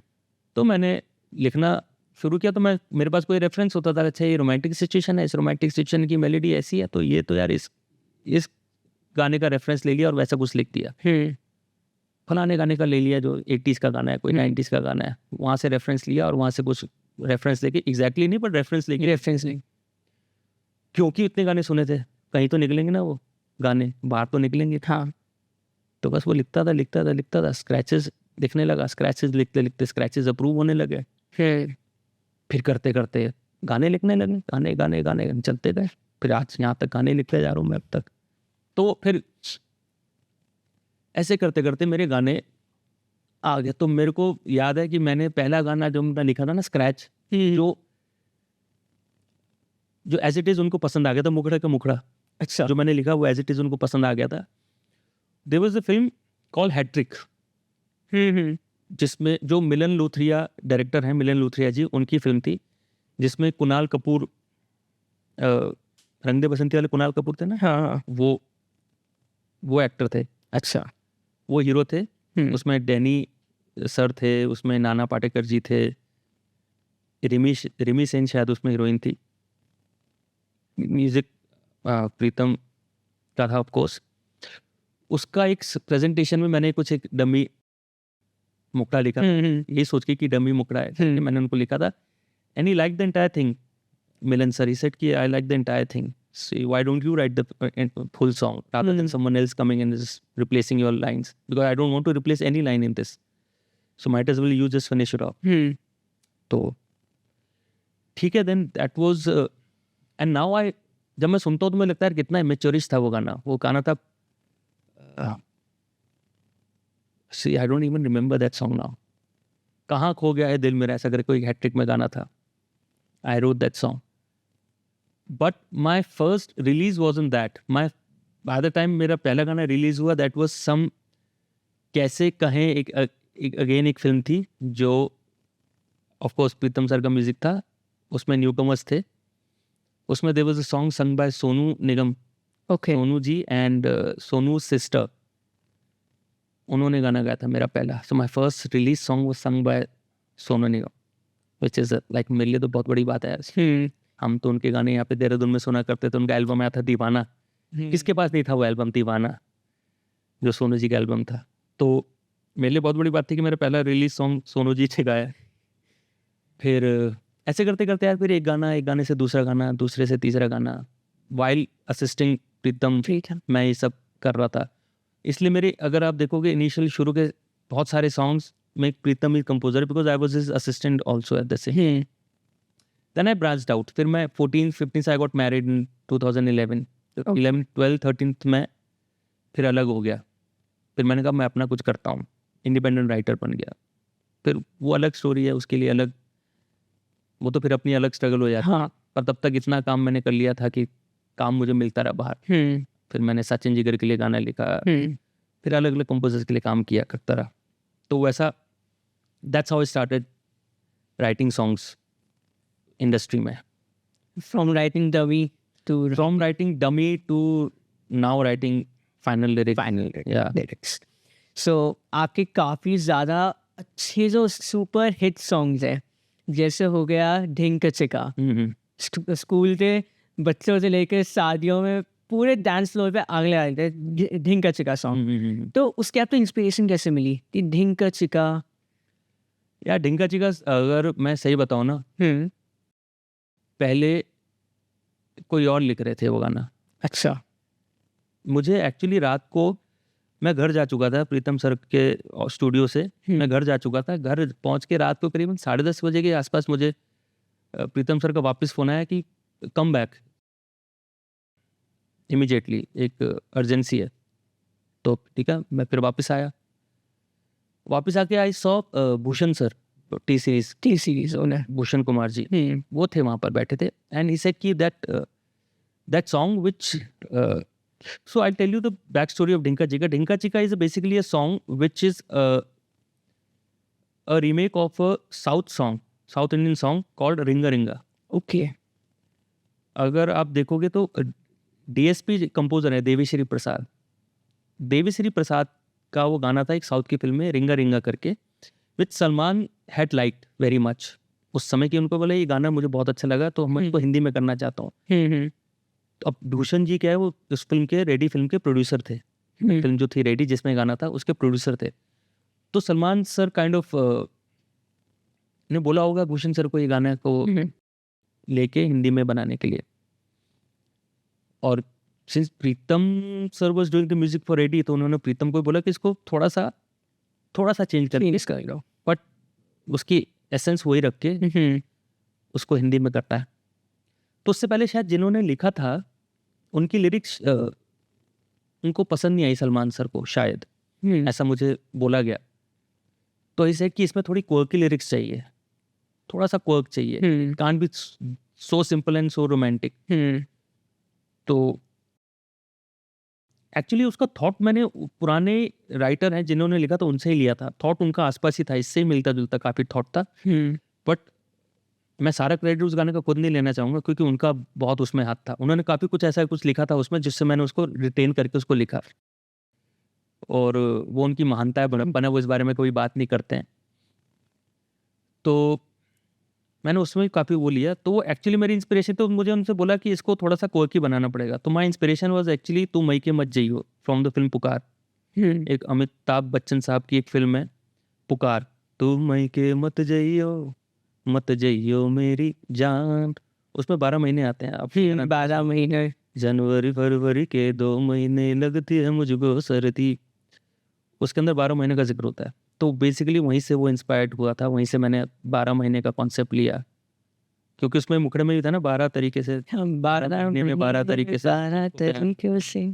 तो मैंने वो फॉलो किया, वो फॉलो उन पहले वाले राइटर ने उसको काफ़ी हद तक मेरे लिए आसान बना दिया था, तो मैं उसी को फॉलो करते हुए 12 महीने तक का पूरा कॉन्सेप्ट बनाता चला गया। मैं उस तरह से उसको लिखना चाह रहा था। मुझे नहीं पता था कि उनका क्या विजन था जो पहले लिख रहे थे उस गाने। उनका शायद कुछ अलग विजन रहा होगा, बट मेरे थोड़ा कि ये जो पुकार का गाना है 12 महीने का जो उसमें कॉन्सेप्ट है वही मैं इसमें डालने की कोशिश करता हूँ। तो वही लिखा और वो पसंद भी आ गया भूषण जी को, सलमान सर को भी पसंद आ गया। मेरी रात को उन्होंने, सलमान सर वहाँ पे शायद फुकेत में कहीं शूट कर रहे थे रेडी फिल्म, तो रात में उन्होंने मेरी सलमान सर से बात करे, उन्होंने मुझे समझाया कि उनको क्या चाहिए इस गाने में। तो रात में बात हुई, मैंने कहा ठीक है सर मैं समझ गया, मैं कोशिश करता हूँ। आई started writing this song at around 1:32 in the night, क्योंकि मैं आया था 11 सवा 11 बजे तक, मेरे पूरा कॉन्सेप्ट समझते समझते 1-1.5 घंटा बीत गया।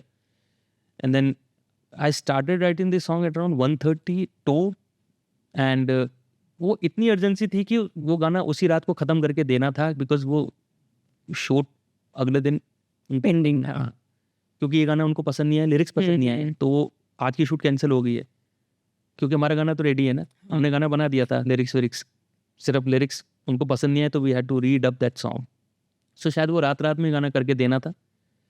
तो आई फिनिश दिस सॉन्ग 5-5:30 बजे मैंने वो गाना लिख के ख़त्म किया। I message this song to lyrics to Bhushan ji, Pritam sir, और 5 बजे मैं करके चला गया ये सोच के कि अब सुबह जो होगा इसका रिजल्ट पता लगेगा। तो by the time I woke up they said कि वो अप्रूव हो गया, एंड तो रात को डबिंग करके गाना उनको दे दिया नेक्स्ट मॉर्निंग।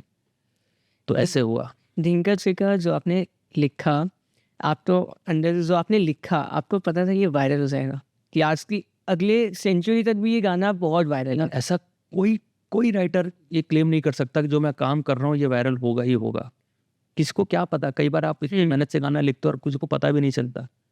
ट्रू। कोई भी क्रिएटिव इंसान कोई भी काम करते वक्त कभी ये आश्वस्त या श्योर हो ही नहीं सकता कि ये तो चलेगा ही चलेगा। आप बस होप करते हो। शोले बनाने वाले टाइम थोड़ी सोच रहे थे कि शोले जो बना रहे हैं हम क्या ही पिक्चर बनेगी, आप तो बना रहे हो। उम्मीद तो रहती है कि यार ये गाना चल जाए, थोड़ा बहुत भी चल जाए, लोगों तक पहुंच जाए, क्योंकि ये पता है गाना तो अच्छा है। मुझे तो अच्छा लग रहा था, ऑल्दो वो कोई बहुत वैसा गाना नहीं है, तो पूरी टाइप का ही गाना है, बट उस समय रिक्वायरमेंट ही वही थी। सलमान सर ने भी यही बोला था कि मुझे थोड़ा इस तरह का गाना चाहिए। अब लिखता वक्त तो लग रहा था यार लिख तो ठीक ही रहा है, मतलब बहुत पोइट्री तो है नहीं, पोइट्री चाहिए भी नहीं उनको, नहीं चाहिए। अब आपको रिक्वायरमेंट ही नहीं है पोइट्री की, तो आप ये तो नहीं बोल सकते यार मैं तो इसमें कुछ पोइट्री करता हूँ। जैसा चाहिए था वैसा लिख दिया, पर इतना चलेगा नहीं पता था। चल जाए ये दुआ थी बस, यार चल जाए थोड़ा बहुत तो चल जाए, इतना अच्छा गाना है, बढ़िया बैनर है, Salman Khan on the screen, उम्मीद थी चल जाए, पर काफ़ी चल गया था, मेरी उम्मीदों से ज़्यादा चल गया था। पर सलमान सर का उस समय जो फेस चल रहा था ना, उनकी जो उस समय उनका एक सलमान सर का एक फेस था भयंकर, बहुत खतरनाक। कोई भी गाना आता था हिट होता था उनका। बॉडीगार्ड मूवी, बॉडीगार्ड मूवीज की, तो उनकी ऑडियंस भी तो ऐसी है ना सलमान सर की, तो एक सीन पे कैसे वो बवाल मचा देते। तो लव मेरा हिट सॉन्ग बिल्लू मूवी का, हाँ वो मेरा तो डेली सॉन्ग है। मैं एग्जाम टाइम पे सबसे ज़्यादा वही सॉन्ग सुनता था, और एक बस एक की। एग्जाम में कैसे हेल्प करता है वो? मेरे क्या था, क्लास 12 थे, बोर्ड एग्जाम थे। अब मैं रात तो मतलब इतना तो पढ़ नहीं सकता, साइंस स्टूडेंट था। अब साइंस वालों के ऊपर तो पढ़ाई का प्रेशर ऑन पीक होता है, अब रात सिर्फ साइंस वाले नहीं यार, हम पढ़ाई का प्रेशर ही ऑन पीक रहता है हमेशा। अब साइंस हो, मैथ्स हो, कॉमर्स हो, कुछ भी हो। क्योंकि केमिस्ट्री एक ऐसे था ना, केमिस्ट्री में फॉर्मूले रटने हैं, H2O ये मिलाओगे क्या बनेगा। फिजिक्स में न्यूटन साहब ने दिमाग खराब कर रखा था। मैथ्स में तो समझ ही नहीं आती थी मैथ्स। तो थोड़ा माइंड फ्रेश करने के लिए मैं ये गाने सुनता था। बिल्लू मूवी मुझे काफ़ी इंस्पायर हुई है। जैसे उसमें खुदाया खैर गाना है, खुदाया खैर, वो मुझे काफ़ी अच्छा लगता है। और लव मेरा हिट इट तो अच्छा ही लगता था। मैं डेली सुनता था, ये एग्जाम टाइम पे, तो अभी भी सुनता हूँ। तो ये आप तो इस सॉन्ग तो लिखनी थी, इंस्पिरेशन इसके पीछे कहानी। इसकी भी यार बहुत, मेरे पास सारे गाने जो मैंने लिखे हैं ना बहुत ही एक्सीडेंटली मेरे पास आए हैं। This song, this film was, the entire film was written by Gulzar sahab, right? Right. क्योंकि जब ये फिल्म साइन की गई थी तो कंपोजर प्रीतम चक्रवर्ती, राइटर गुलजार साहब। क्या होता है, इसका जो पहला गाना हमने क्रैक किया था ना, वो था मरजानी मरजानी। तो मरजानी मरजानी ये जो हुक था वो मैंने डमी लिखा था उस समय। ओके, ठीक है। तो मतलब मैं ये नहीं कह रहा हूँ गुलजार साहब ने वो रखा, मेरी इतनी औकात नहीं है कि गुलजार साहब की कोई। तो हुआ क्या था, मैंने डमी लिख दिया था मरजानी मरजानी। हाँ। मुझे मीटर के हिसाब से वो वर्ड ऐसा लगा था मरजानी मरजानी, मुझे मतलब भी पता नहीं था उस समय यार, मैं तो बहुत ही बेसिक तब नया नया था। वो मीटर अच्छा था क्योंकि प्रीतम सर ने जब वो गाया था ना, तो भी साउंड उसका तो ऐसा ही नरजानी ऐसा कुछ था। हाँ। यार इसमें मरजानी आ रहा है वर्ड। और मरजानी शब्द ही मैंने शायद गुलजार साहब की किसी गाने में कभी सुना होगा, आई एम श्योर, या किसी उनकी कविता में सुना होगा। तो मैंने खसमान उखाए मरजानी नहीं लिखा था, मैंने मरजानी मरजानी इतना ही लिखा था। मरजानी मरजानी मरजानी मरजानी अंदम समथिंग मरजानी, ऐसा था। हाँ। बाकी सब गुलजार साहब ने किया।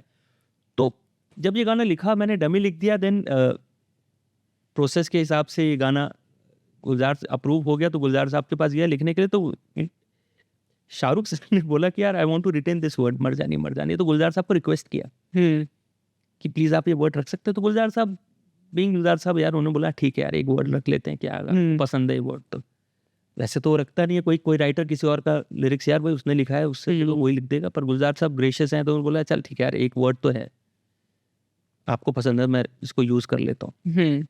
ठीक है, और मेरे लिए तो बहुत बड़ी बात थी, मेरा वर्ड गुलजार साहब को पसंद आ गया लिखा हुआ। एनीवेज तो वो गाना हो गया। सेकेंड सिचुएशन आई, मैंने फिर डमी लिख दिया, लव मेरा हिट इट। अगेन SR के लाइक इट। अब चैलेंज यही है कि अब SR के सेट की मुझे तो ये लाइन चाहिए। अब गुलजार साहब बोलेंगे यार तुम्हारा तो रोज का ही हो गया, पहले तुमने मरजानी मरजानी कर दिया, अब ये लव मेरा। अब लव मेरा हिट इट गुलजार साहब की वोकैबुलरी के हिसाब से बहुत छोटा है। गुलजार साहब की वोकैबुलरी थोड़ी अलग है, उनका थॉट प्रोसेस कम्प्लीटली अलग है। अगर वो थोड़ा मॉडर्न लिखेंगे भी ना, तो वो अगर लव मेरा हिट इट शायद वर्ड भी ले लें, लेकिन तो बेबी बड़ी फिट इस तरह की लाइनें नहीं लिखेंगे। वो उसको थोड़ा और दर्जा देंगे। हाँ, क्योंकि उनकी जो कैपेबिलिटीज हैं वो तो अलग है ना। तो अब SR के सेट की I want this entire phrase love मेरा हिट हिट सुनिए तो बेबी बड़ी फिट सुनिए तो फिर कैसे खिट पिट, ये थोड़ा गुलजार साहब के लिए नीचे हो जाता है कि हाँ ये क्या है, कचरा उठा के लिया आते। बट बोले एक बार बोलना तो पड़ेगा गुलजार साहब को, अगर रिक्वेस्ट करेंगे हाँ ये करने के लिए। तो गुलजार साहब के पास है, गुलजार साहब ने बहुत एक तो बड़े लोगों का यही रहता है यार, महान लोग ऐसे नहीं बन जाते। उन्होंने बहुत ग्रेशियसली बोल दिया कि देखिए ये मेरा वर्ल्ड ही नहीं है, मैं इस तरह के लिख ही नहीं पाऊंगा, ये जिसने लिखा उसको बोलिए वो कंप्लीट कर दे इसको। क्योंकि मैं ना इसको जस्टिस कर पाऊंगा, लव मेरा हिट इट तो बेबी बड़ी फिट करेक्ट, मैं मुकड़े में वो जस्टिस नहीं कर पाऊंगा। और अगर मैं करने की कोशिश करूंगा तो मिसमैच लगेगा, क्योंकि मेरी वोकैबुलरी कंप्लीटली मैं अलग तरह से थॉट चलता है, मैं इस तरह से लिख ही नहीं पाऊंगा। और ये खराब नहीं है, आपकी सिचुएशन के अगर ये फिट बैठ रहा तो फिर अच्छा है ना। जिसने लिखा है उसको बोलो कंप्लीट करके खत्म करे, दूसरा गाना कर दूंगा मैं, तो अगली सिचुएशन आएगी। तो उन्होंने वो गाना नहीं लिखा। SR के एंड प्रीतम सर बोला कि तूने लिखा है कंप्लीट कर दे इसको। मैंने कहा ठीक है, हमने कौन सा सोचना, ने लिख दिया। फिर वो डमी जो लिखा था वो भी उनको ऐसे एज इट इज पसंद आया था, थोड़े बहुत चेंजेस किए, फिर लिख दिया। इसमें नीरज श्रीधर ने भी बहुत बैठ के मेरे साथ लिखा, हेल्प। नीरज श्रीधर जो सिंगर जो है जिन्होंने गाने गाए बहुत सारे, वो लिखते ही बहुत अच्छा है। और स्वीडन से हैं वो, मतलब है तो इंडियन बट स्वीडन में उन्होंने काफ़ी म्यूज़िक वगैरह सीखा है, वो लिखते बहुत अच्छा है। तो उनके साथ बैठ के मैंने कुछ इस गाने को लिखा, क्योंकि वो डबिंग गाने के लिए आए थे। तो हम बैठ के इस पे बोल रहे थे कि सर इसमें क्या कर सकते हैं, कैसे इसको और क्वर्की कर दें, कैसे और फनी कर दें। तो मैंने और नीरज ने काफ़ी, ऑल्दो उन्होंने उसमें क्रेडिट नहीं लेते कि यार लिखने का क्या क्रेडिट है, तो मैं तो आइडियाज़ दे रहा हूँ, बना तो तू ही रहा है, लिख तू ही रहा है। तब वो गाना कंप्लीट हुआ, और वो गाना भी यार वो मुझे बहुत अच्छा लगता है इसकी यार। मैं उस समय मुझे नहीं अच्छा लगता था, लेकिन कुछ मेरे बात गाना हिट होने के बाद जब रिलीज़ हो गया, और उसके बाद कुछ लोग मुझे ऐसे मिले जो बोलते हैं, जैसे तुमने अभी बोला ना कि मुझे ये गाना बहुत पसंद है, मुझे उस समय लगता था यार इस गाने में पसंद आने वाला क्या बात हो सकती है किसी को, इसमें ऐसी तो कोई बात नहीं है जो उसे सुन के लोग बोलें कि यार कमाल का लिखा है यार आपने गाना, इसमें कोई मेरी राइटिंग स्किल्स तो नज़र नहीं आ रही। लेकिन कुछ लोगों को कुछ रिलेट करती है कुछ चीज़ें, जैसे मेरा एक फ्रेंड है, he is a programmer, he loves that line जहाँ पे मैं उसको उसका काफिया मिलाता हूँ, जो मैंने था कहना कह दिया बस दैट्स इट, ओ लव मेरा। तो दैट्स इट जब वो बोलता है, कहता है ये सबसे बेस्ट लाइन है इस गाने की। तो किसी को कुछ रिलेट करता है, किसी को कुछ रिलेट करता है। मेरा एक और फ्रेंड है, उसको भी ये गाना बोलता है, अरे क्या गाना है यार ये, और मैं कई बार सोचता हूँ यार ये तो वो गाना नहीं है जिसपे मैं I can be very proud of, but ठीक है, हर अपना किया हुआ काम तो अच्छा लगता ही है, बट ऐसा नहीं लगता, मुझे लगता है कि यार ये तो मज़ा ही आ गया यार, क्या गाना लिख दिया आज तो, घर जाके टफ डे एट ये डे एट वर्क था, ऐसा कुछ नहीं है। ठीक है, नेक्स्ट सॉन्ग आपका तेरा होने लगा हूँ फ्रॉम अजब प्रेम की गजब कहानी। तेरा होने लगा, हाँ वो एक्चुअली एक लैंडमार्क गाना है मेरी लाइफ का। वो गाना ऐसा है, वो भी डमी है, वो भी स्क्रैच है। इस गाने ने तो प्यार में डूबे दिल तो आवाज़ दी है। हाँ काफ़ी, वो काफ़ी है, उससे तो काफ़ी आशिकों की दुआएं लगी हैं मुझे। ये गाना मतलब आतिफ असलम की आवाज़ के साथ, और तो इसमें इंग्लिश और हिंदी दोनों वर्ड्स हैं, तो आप तो उसकी नहीं, मैंने इंग्लिश का नहीं लिखा, इंग्लिश का जो फ्रेज है that is written by Joy Barua करके एक सिंगर हैं, बहुत अच्छे कंपोजर सिंगर हैं, बहुत अच्छे, उनका वेस्टर्न का काफ़ी अच्छा पकड़ है, उन्होंने गाया है वो। बहुत लोगों को लगता है कि मैंने लिखा है वो, मैंने नहीं लिखा, उन्होंने लिखा, उन्होंने ही गाया वो। और लोगों को लगता है वो जो वो इंग्लिश फ्रेज है वो नीरज श्रीधर की वॉइस है, कई लोगों को ये भी लगता है कि नीरज श्रीधर की वॉइस है, वो नीरज श्रीधर की वॉइस नहीं है, वो जॉय बरुआ ने उसको पूरा कंपोज किया, मतलब लिखा और उन्होंने गाया, बाकी हिंदी मेरा है। हिंदी में आपको इंस्पिरेशन कैसे मिली, मतलब उस काइंड ऑफ आपका रोमांस, तो देखो रोमांस की इंस्पिरेशन तो आपको कहीं ना कहीं से मिल ही जाती है। रोमांटिक गाना लिखना मेरे लिए मुझे बहुत आसान लगता है, रोमांटिक गाना लिखना मेरे लिए चैलेंजिंग होता है आइटम गाने लिखना, 100 तरह के। हाँ, रोमांटिक गाने में लिख दूंगा, दिन में 2 भी लिख सकता हूँ, 3 भी लिख सकता हूँ, रोमांस तो मेरे अंदर बहुत है। 100 तरह के रोग ले लूं, इश्क का मर्ज क्या है, ये एक्चुअली सीरियसली नहीं लिखा था मैंने। मजे। हाँ, ये किसी और फिल्म की किसी और सिचुएशन के लिए मैंने ऐसे डमी लिख दिया था, just to get rid of that situation. Okay, कि तू कहे तो जान दे दूं, कहने में अर्ज क्या है, मेक्स नो सेंस ना। तू कहे तो जान दे दूं, कहने में अर्ज क्या है, कोई लड़का क्यों ही बोलेगा किसी लड़की को यार। ट्रू। तो वो मैंने जान छुड़ाने लिख दिया, तो मैंने ऐसे लिख दिया कुछ भी, मैंने लिख दिया। वो वहाँ पे तो अप्रूव होना ही नहीं था, हुआ भी नहीं। हाँ, लकीली इस लाइन के लिए एक सिचुएशन आ गई कि एक फिल्म में डिशुम में कि 100 तरह के रोग ले लूं, इश्क का मर्ज क्या है, तू कहे तो जान दे दूं, कहने में अर्ज क्या है। एक 1 नाइट स्टैंड की सिचुएशन है, एक सिचुएशन है आती है फिल्म में कि जहाँ पे कल का क्या लेना देना, जो है आज की रात है, हम कल मिले ना मिले टाइप्स। मतलब जैसे वो शान में था ना, बस आज की रात है जिंदगी, कल हम कहाँ तुम कहाँ। तो जो है आज की रात है, अब आज की रात में जो भी झूठे वादे करने कर लेते हैं। हाँ। कल तो मिलना ही नहीं हम। तो झूठे वादों के अंदर ये आ जाता है कि तू कहे तो जान दे दूं, कहने में अर्ज क्या है, कौन सा हम कल मिल ही रहे, कौन सा मैं सच में जान दे दूंगा तेरे लिए। तो वो लाइन एक सिचुएशन पे परफेक्टली फिट बैठती थी उस समय। ओके, तो उनको पसंद आ गई। जैसे कि हमको तो ये बहुत अच्छी लग रही है, 100 तरह के रोग ले लूं, इश्क का मर्ज क्या है, तू कहे तो जान दे दूं, कहने में अर्ज क्या है, वहाँ फिट हो गई। जल्दी लिख दिया। बस आपको नहीं पता, आपने जो लिखा है वो ट्रेंडिंग। यार देखो, मेरे साथ हमेशा ऐसे हुआ, जब मैंने कोई प्रेशर लेके गाना लिखा है ना, मैंने स्ट्रगल की है। ओके, बहुत प्रेशर लेके कि यार प्रूफ करना है, हाँ कुछ ऐसा लिखना है कि लोग बोले यार वाह, क्या लिख दिया। और जब मैंने बहुत कैजुअल होकर गाने लिखे ना, without any pressure, without thinking कि यार क्या मेरे बारे में सोचेगा, ये बाहर आएगी लिरिक्स तो क्या लगेगा, मेरा नाम खराब हो जाएगा, क्योंकि उस समय था कि मेरा नाम नहीं था कुछ। ओके अब एक कॉन्शियस एफर्ट रहता है कि यार मेरे नाम से गाना आएगा तो इट शुड बी गुड, मेरे नाम से गाना आएगा, इसका मैं कुछ गलत तो नहीं लिख रहा हूँ, कुछ ऐसा तो नहीं लिख दिया विच इज अ लिटिल कंट्रोवर्शियल, या कहीं पर किसी का कोई वोकैबुलरी गलत है या कुछ ऐसा गलत, अंडरस्टैंड दैट प्रेशर रहता है। पहले मेरे पास कोई प्रेशर नहीं था, क्योंकि मुझे मालूम है कि जो मैंने लिख दिया है इसमें से कोई लाइन रहेगी, कुछ लाइन हट जाएगी, कोई और आगे लिख देगा, नाम तो उसका ही आने वाला है, मेरे को क्या जाता है। अगर उसको गाली पड़ेगी भी तो उसको ही पड़ेगी, मेरे को तो पड़ेगी नहीं, कि भाई मैंने तो लिखा ही नहीं, नाम तो मेरा आ ही नहीं रहा। हाँ अब क्या है कि मेरे नाम से गाना आ रहा है, हाँ अब मुझे एक प्रेशर फील होता है, और उस प्रेशर की वजह से कई बार मैं खुद ही आसान चीज़ों को मुश्किल बना देता हूँ सोचते सोचते। पहले मैं बहुत कैजुअली लिख लेता था, अब मुझे वापस मैंने रियलाइज़ किया कि मैं बहुत हार्ड हो रहा हूँ अपने ऊपर, तो मैं बहुत कैजुअल वापस लिखने लग गया हूँ बिना प्रेशर लिए। हाँ क्योंकि बिना प्रेशर लिए मैं अच्छा लिख लेता हूँ, मुझे ऐसा एहसास हुआ है। जी फाई के फ्रॉम हैप्पी एंडिंग। जी फाड़ के इज सचिन जिगर। हाँ तो गोविंदा गोविंदा सैफ अली खान। सैफ, दैट वाज मैंने सचिन जिगर ना, how I got to know Sachin Jigar, because Sachin Jigar also एक टाइम पे they used to assist Pritam. Okay तो प्रीतम सर के यहाँ बहुत असिस्टेंट, बहुत आगे बहुत काम किया, जैसे Sachin Jigar is one of them, Arijit used to assist, then there is another singer now अभी जो फेमस है, नकाश अजीज करके एक singer famous, he used to assist प्रीतम।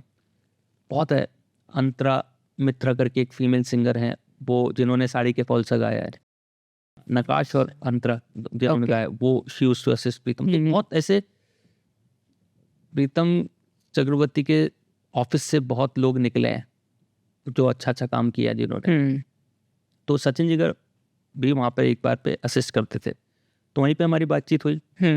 फिर वो इंडिपेंडेंट हुए, मैं इंडिपेंडेंट हुआ, फिर एक गाने के लिए उन्होंने मुझे बुलाया। ये गाने के लिए मैंने उनके लिए एक और गाना लिखा था, फालतू फिल्म आई थी उनकी एक, उसमें भी एक गाना लिखा था, बट वो किसी को पता नहीं चला भी नहीं। फिर ये एक पर्टिकुलर सिचुएशन में they wanted me to write, because मेरी इंडस्ट्री में ये इमेज बन गई थी कि मैं कुछ हुक क्रैक करता हूँ, जो गानों के हुक्स होते हैं, और थोड़ा कोर्की लिखता हूँ मैं। तो उनको इसमें भी कुछ कोर्की चाहिए था। तो अगर आप इस गाने की कोर्कीनेस अगर आप देखोगे तो उसमें मैंने ऐसा लिखा था, एक क्रॉस में आने वाला है गाने का हुक, एक लाइन आती है जो कि जनरली कोई यूज नहीं करता इस तरह की लाइन है ना। तो मैंने उसमें लिखा था, मुखड़ा मुखड़ा लिखा, फिर आने वाला है गाने का hook hook hook hook hook hook.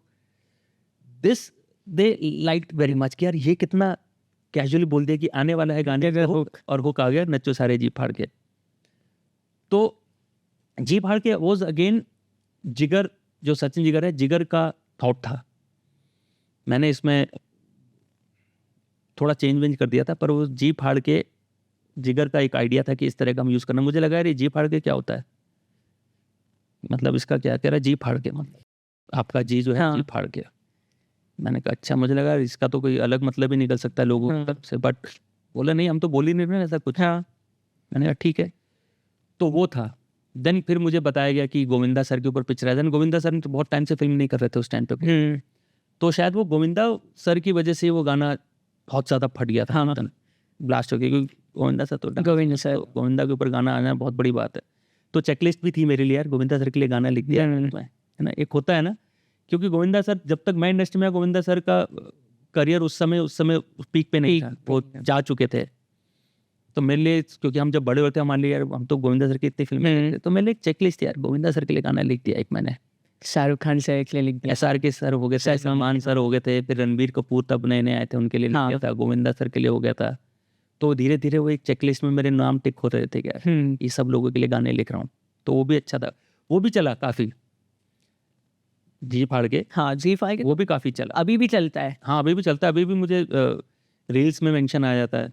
Actually मैं कुछ 5-6 गाने ऐसे जिनका मेंशन मुझे आता ही आता है, 13 होने लगा वो मेंशन, तो मुझे हफ्ते में एक आता ही आता है, वो बहुत कोई ना कोई मुझे टैग करते। फेवरेट सॉन्ग है आपकी। जो इतनी अच्छी जर्नी है, इतनी अच्छे, मतलब आपने स्ट्रगल काफ़ी किया है। लोग सोचते हैं कि मुंबई में जाएंगे एक दिन में ओवरनाइट सक्सेस मिल जाएगी, but I don't think so ऐसा कुछ है. Patience is the key. Almost एक कितना टाइम लगता है किसको सक्सेसफुल होने के लिए, और चांसेस भी बहुत कम होते हैं आई थिंक सो. या देखो, इसको टाइमलाइन में कैसे बांधोगे किसको कितना टाइम लगता है. और ऐसा सिर्फ बॉम्बे में क्यों है कि एक दिन में सक्सेस मिल जाएगी? कहीं भी एक दिन में सक्सेस कहीं नहीं मिल सकती है. किसी भी फील्ड में जाओ. हमारी इंडस्ट्री क्या है ना, थोड़ी सी ग्लैमराइज्ड है, तो उसकी तरफ लोग भागते बहुत जल्दी हैं. हर ऐसी चीज़ के पीछे लोगों का ज़्यादा वो रहता है. बट सक्सेस कितने दिन में मिल जाएगी का तो बहुत वेग इसका आंसर दे सकता है कोई यार. कि लोगों को, कुछ लोग मैं ऐसे जानता हूँ जो जिस दिन बॉम्बे है उनको उस दिन काम मिल गया कुछ करने के लिए. ऐसे भी 1-2 केसेस हैं मेरी लाइफ में जो उन्होंने मुझे बताया कि मुझे स्ट्रगल करना ही नहीं पड़ा यार. मैं आया जिस दिन ना, मुझे पता नहीं किसी के थ्रू कुछ ऐसा हुआ कि मैं उसके पास अगले दिन मैं स्टूडियो में ये काम कर रहा था एक दिन के अंदर. और कुछ लोग स्टूडियो के बाहर तक पहुंचने में 8-10 साल लगा देते हैं. इसके लिए मेरे पास बहुत अच्छी लाइन है. लोग कहते हैं ना, जैसी करनी वैसी भरनी. मेरा इसके लिए पीछे एक लाइन है कि जैसी करनी वैसी जर्नी. आपकी कैसे उसकी जर्नी आपको कैसे वहां तक ले जाएगी वो आपको पता नहीं. आपने क्या क्या किया उस पर डिपेंड करता है. It is very tough to kind of summarise कि यार मैं 1 साल में ये कर लूँगा. मैं जैसे मैं अपना बता सकता हूँ यार, मेरे लिए दूसरों को बताना बहुत टफ हो जाता है क्योंकि सबकी अपनी अपनी जर्नी रहती है, सबके अपने अपने तरीके हैं. किसी को सक्सेस मिलती ही नहीं है. 20-20 साल वहाँ पे लोग बैठ के स्ट्रगल करते हैं, मेहनत करते हैं. स्ट्रगल बहुत ऐसा वर्ड हो गया है जैसे कि थोड़ा अजीब लगता है स्ट्रगल बोलना किसी का. स्ट्रगल तो सबकी है यार. स्ट्रगल तो शायद जो इंडस्ट्री में नहीं है, कुछ और काम करे, वो भी स्ट्रगल है. ये स्ट्रगल मैं इसलिए नहीं बोलता क्योंकि आपने खुद चूज किए.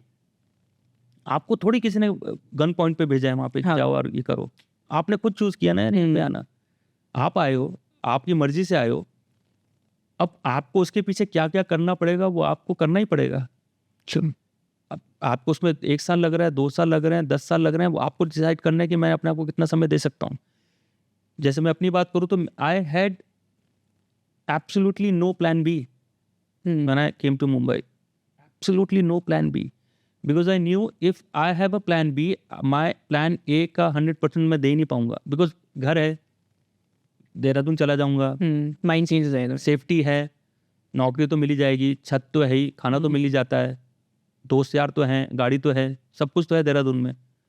तो अगर ये नहीं हुआ तो मैं वापस चला जाऊंगा. बट मेरे पास ऐसा कोई ऑप्शन ही नहीं था. मैंने कहा मैं कभी जाऊंगा ही नहीं वापस.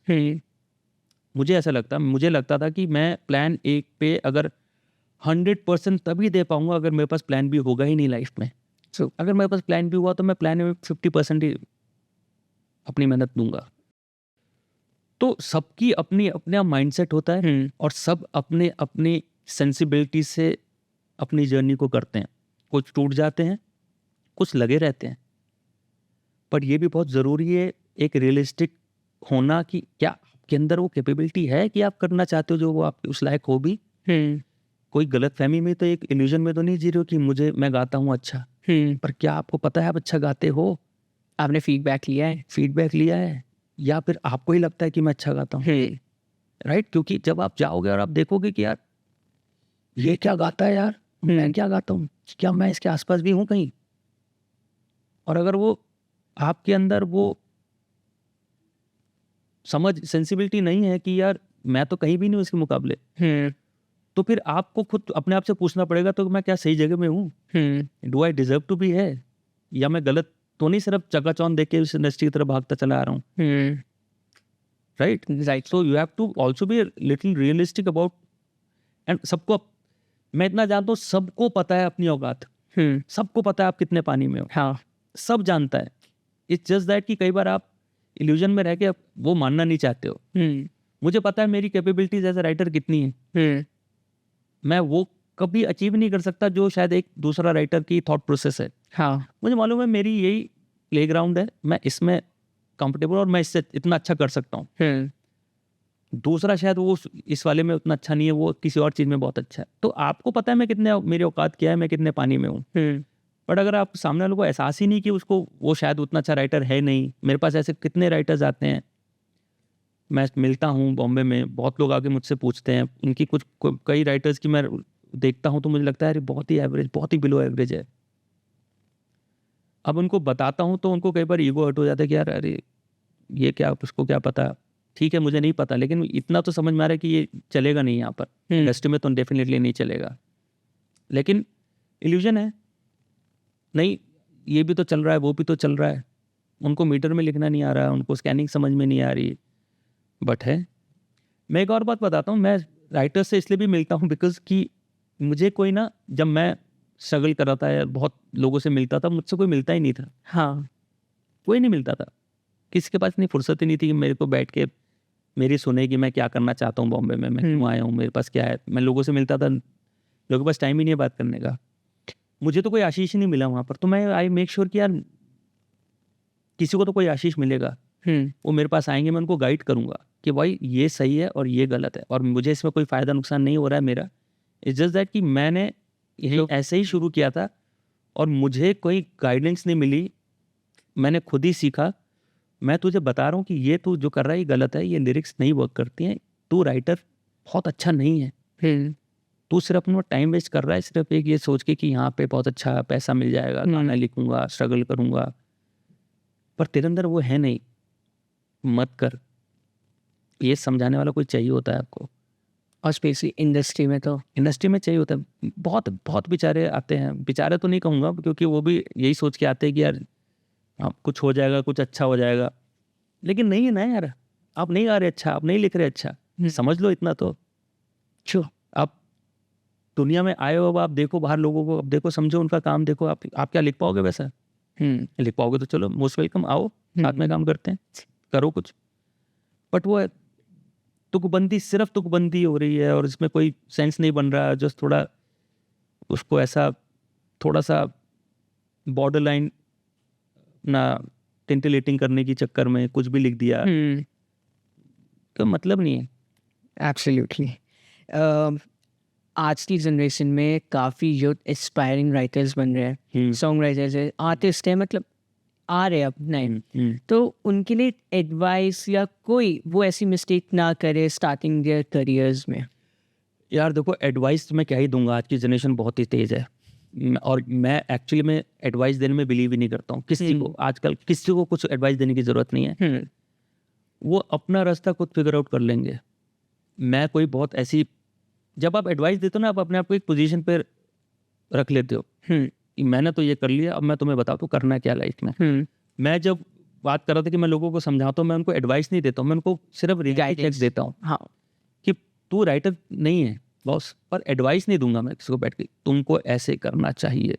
मैं कुछ पोजीशन में हूँ किसी को एडवाइस देने के लिए। हाँ, यूथ अगर लिखना चाहता है, बेसिक ये बता सकता हूँ कि रिक्वायरमेंट्स क्या होती हैं। हाँ, रिक्वायरमेंट्स ये है कि यार आपकी राइटिंग में आपकी वोकैबुलरी कितनी स्ट्रांग है, आपने हिंदी फिल्मों का या हिंदी गानों का कितना, अगर आप राइटर हो तो, बाकी सबका अपना अपना वो है। अगर आप राइटर बनना चाहते हो तो आपका ज्ञान हिंदी संगीत में, हिंदी गानों का कितना है। बहुत ज़रूरी नहीं है कि आपको सारे गाने पता हो या बहुत सारे गाने पता हो, लेकिन इतनी बेसिक, जिस फील्ड में जा रहे हो उसकी बेसिक एजुकेशन, बेसिक नॉलेज तो होनी चाहिए। मेरे लिए वो हेल्प करती थी, आपके लिए भी हेल्प करेगी। अगर आपको वोकैबुलरी बहुत बड़ी करनी है तो आप गाने सुनिए, फिर 50s 60s 70s 80s 90s ले लेके अब तक के इतना खजाना, इतने गाने, इतने राइटर्स ने गाने लिखे हैं, इतने गाने कंपोज हुए हैं, आप उन गानों को सुनो। सिचुएशन, मैं आज भी कोई गाना लिखता हूँ तो मेरे पास हमेशा उस गाने का एक रेफरेंस पॉइंट रहता है। If I am writing a romantic song, उस रोमांटिक सॉन्ग का कोई रेफरेंस मैं किसी पुराने गाने, it could be of 50s का गाना हो सकता है, इट कुड बी 60s का गाना, कोई मुकेश जी का गाना, शमशाद बेगम जी का गाना हो सकता है, उसके राइटर के रेफरेंस से मैं जाता हूँ कि इसमें, इस गाने में ये लिखा गया था, तो ये सिचुएशन में यही सिचुएशन मैच करती है, तो वो थॉट मैं लेके यहाँ पे इसको यूज़ कर सकता हूँ। बहुत होता है, बहुत लोग करते हैं। पर मैं एग्जांपल देता हूँ यार, बहुत सिंपल सी, चलो आज मुझे याद आ गई ये बात। अब मान लो आपने ए दिल मुश्किल का गाने सुने, है ना? ए दिल मुश्किल का जो टाइटल सॉन्ग आपने सुना होगा, उसमें वो तू सबर मेरा, ठीक है ना, उसमें एक अंतरा आता है, ये रूह भी मेरी, ये जिस्म भी मेरा, इतना मेरा नहीं इतना, तुझसे मिला है जो ये दर्द ही सही, तुझसे मिला है तो इनाम है मेरा। अब ये थॉट क्या है कि अगर ये दर्द मुझे तुझसे मिला है तो मेरे लिए ये नाम ही है, ये थॉट है ना। करेक्ट। अब करेक्ट। अब एक फिल्म आई थी, फिल्म का नाम तो मैं शायद भूल रहा हूँ, शायद अनुपमा थी फिल्म, मीना कुमारी जी थी। इसमें गाना था, है इसी में प्यार की आबरू, वो जफा करे मैं वफा करूँ, राइट। उसमें एक लाइन थी, मुझे गम भी उनका अजीज है, ये उन्हीं की दी हुई चीज़ है ना। अब यही थॉट और ये थॉट सेम है, सेम है। है कि नहीं है। उसमें यही थॉट को यहाँ पे यूज़ किया गया है। तुझसे मिला है तो इनाम है मेरा, अगर तूने मुझे दर्द दिया है, तूने मुझे अगर ये तकलीफ दी है तो मेरे लिए ये भी सही है, ये मैं इनाम के तौर पे रख लूँगा। वहाँ पे भी यही बात की गई है। अगर आपकी एजुकेशन है, अगर आपने गाने सुने हैं, आप एकदम से रिलेट कर लेते हो, यार ये सिचुएशन में ये थॉट मैं यूज़ कर लेता हूँ। 50 साल पहले लिखा था किसी ने ये लाइन, आज भी वो अमिताभ भट्टाचार्य ने वैसा ही कोई थॉट, मैं ये नहीं बोल रहा उसने सुना है, हाँ, लेकिन आपके सबकॉन्शियस माइंड में कहीं ना कहीं इस तरह की लाइनें रह जाती हैं। यार कितना अच्छा थॉट है, मुझे गम भी उनका अजीज है, ये उन्हीं की दी हुई चीज़ है। ट्रू। और वही थॉट को मैं अपने शब्द में डाल के नया कुछ थॉट बना दूंगा। हाँ, राइट। तो ये कहाँ से आता है, ये एजुकेशन, क्योंकि गाने सुने हैं ना पुराने, बहुत सुने हैं गाने, इतने सुने कि कहीं बैठे हुए हैं, कहीं ना कहीं कोई ना कोई थॉट ट्रिगर करेगा और लगेगा अरे ये फलाने गाने में ये थॉट था यार। मेरा तू मई के मत जाइयो से 12 महीने हाँ, प्यार देता हूँ, ये वहीं से आते हैं। मैं अगर खाली हूँ ना तो मैं कुछ दे ही नहीं सकता। मैंने भर रखा अपने आप को 10,000 गानों से, इतने गाने सुने, कहीं ना कोई थॉट बैठ के मैं किसी ना किसी गाने में वही थॉट लेके, मैं वर्ड्स तो नहीं ला नहीं सकता। हाँ, मैं कितनी बार एक गाने में कितने गानों में मैं ये थॉट डालूंगा कि मुझे एक लड़की से प्यार है, हाँ, कितनी बार मैं अलग तरीके से बहुत बात कर लूंगा, कितनी बार अलग तरीके से बोल दूंगा मैं। पर दुनिया बोलती आ रही है कि नहीं, 1950 से भी लड़का लड़की का प्यार होता था, तो प्यार हुआ, इकरार हुआ, प्यार से कोई डरता है, तो बोल रहे हैं। हाँ, आज भी उसी तरह से प्यार हो रहा है, और उस तरह से ही प्यार किया तो डरना क्या, आज के हिसाब से। तो मैं नए शब्द तो नहीं ला सकता, नहीं, मैं नए थॉट भी नहीं ला सकता, मैं उन्हीं थॉट्स को नए शब्दों में घुमा के जरूर ला सकता हूँ। जो बात 30 साल पहले भी कही जा चुकी, कहीं आज भी वही जाएगी, पर मेरा तरीका अलग होगा, मेरा बोलने का अंदाज अलग होगा। तो वो तभी हो पाएगा जब आपने बहुत गाने सुने हैं, पुराना काम इतना लिखा हुआ सुना है, पढ़ा है, लिटरेचर पढ़ा है। ज़रूरी नहीं कि आपको बैठ के शायरी पढ़नी है गालिब की, या कोई बहुत ही इतिहास पढ़ना है, या मीर तकी मीर को बैठ के पढ़ रहे हो आप। बेसिक गाने सुनो यार, हिंदी फिल्म के गाने, इतना खजाना छोड़ के गए हमारे लिए वो, इतने बड़े बड़े लोग। गाने सुनते रहो, अगर इंटरेस्ट है तो सुनो, कहीं ना कहीं कोई ट्रिगर करेगा, कोई थॉट हो किसी गाने में यूज़ कर सकते हो आप। मेरा तो ये एडवाइस रहता है लोगों को, भैया एडवाइस तो क्या है, रिक्वायरमेंट है बेसिकली। हाँ, बाकी तो आप समझदार हो, हाँ, आप अपने हिसाब से करो, आपकी अपनी जर्नी है, मैंने अपनी जर्नी अपने हिसाब से बनाई, आप अपने हिसाब से बनाओ, जैसे करना है करो। एक आप स्कैनिंग मीटर के बारे में बात कर रहे थे, तो आप मुझे थोड़ा एक्सप्लेन। स्कैनिंग क्या होती है यार, जैसे कोई एक कंपोजर ने धुन बनाई, पहले क्या होता था, पहले लिखे जाते थे गाने, उस पर कंपोज किए जाते थे, आज भी होता है कभी कभी जगह पे, लेकिन ज़्यादातर अब क्या होता है कि एक धुन होती है आपके पास, कंपोजर ने धुन बनाई हुई है एक पर्टिकुलर सिचुएशन पे। अब उस धुन की एक स्कैनिंग है और एक मीटर है। मीटर का मतलब ये होता है कि शब्दों को कितना, कौन सा शब्द कहाँ पे फिट होगा।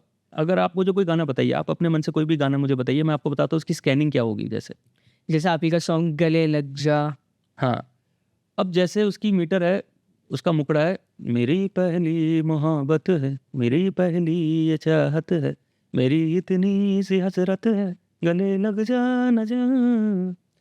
अब ये तो मैंने लिख दिया, लेकिन इसका धुन में मुझे तो याद नहीं उस समय क्या था, लेकिन अगर उसकी धुन मुझे जब मिलेगी तो वो इस मीटर में मिलेगी कि उसका शब्द का मीटर वही रहेगा।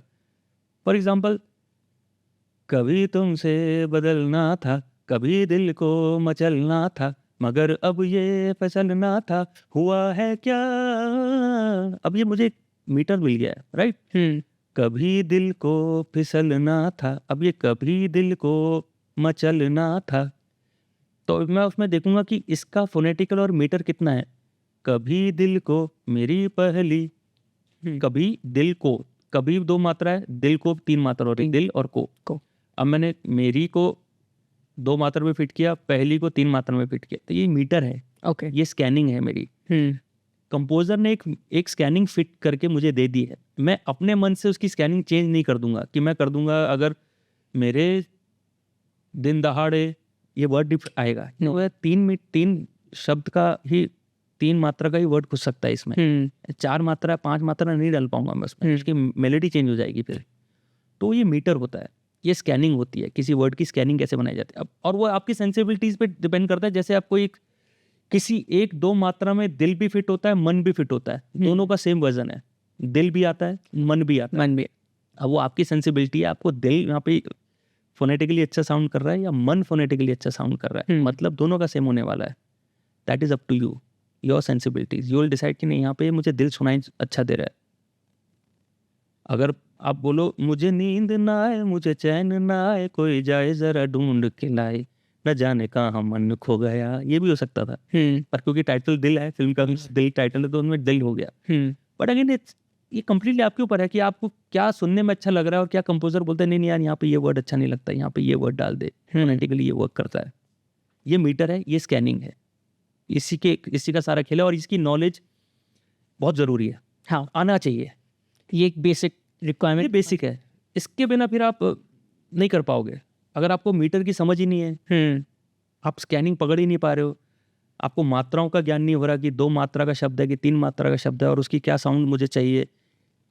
उसका कंपोजर का साउंड भी बहुत होता है गाने में, क्योंकि उसने अगर कहीं पे ई की मात्रा से अपना कोई शब्द एंड किया तो उसको ई ही चाहिए वहाँ पर।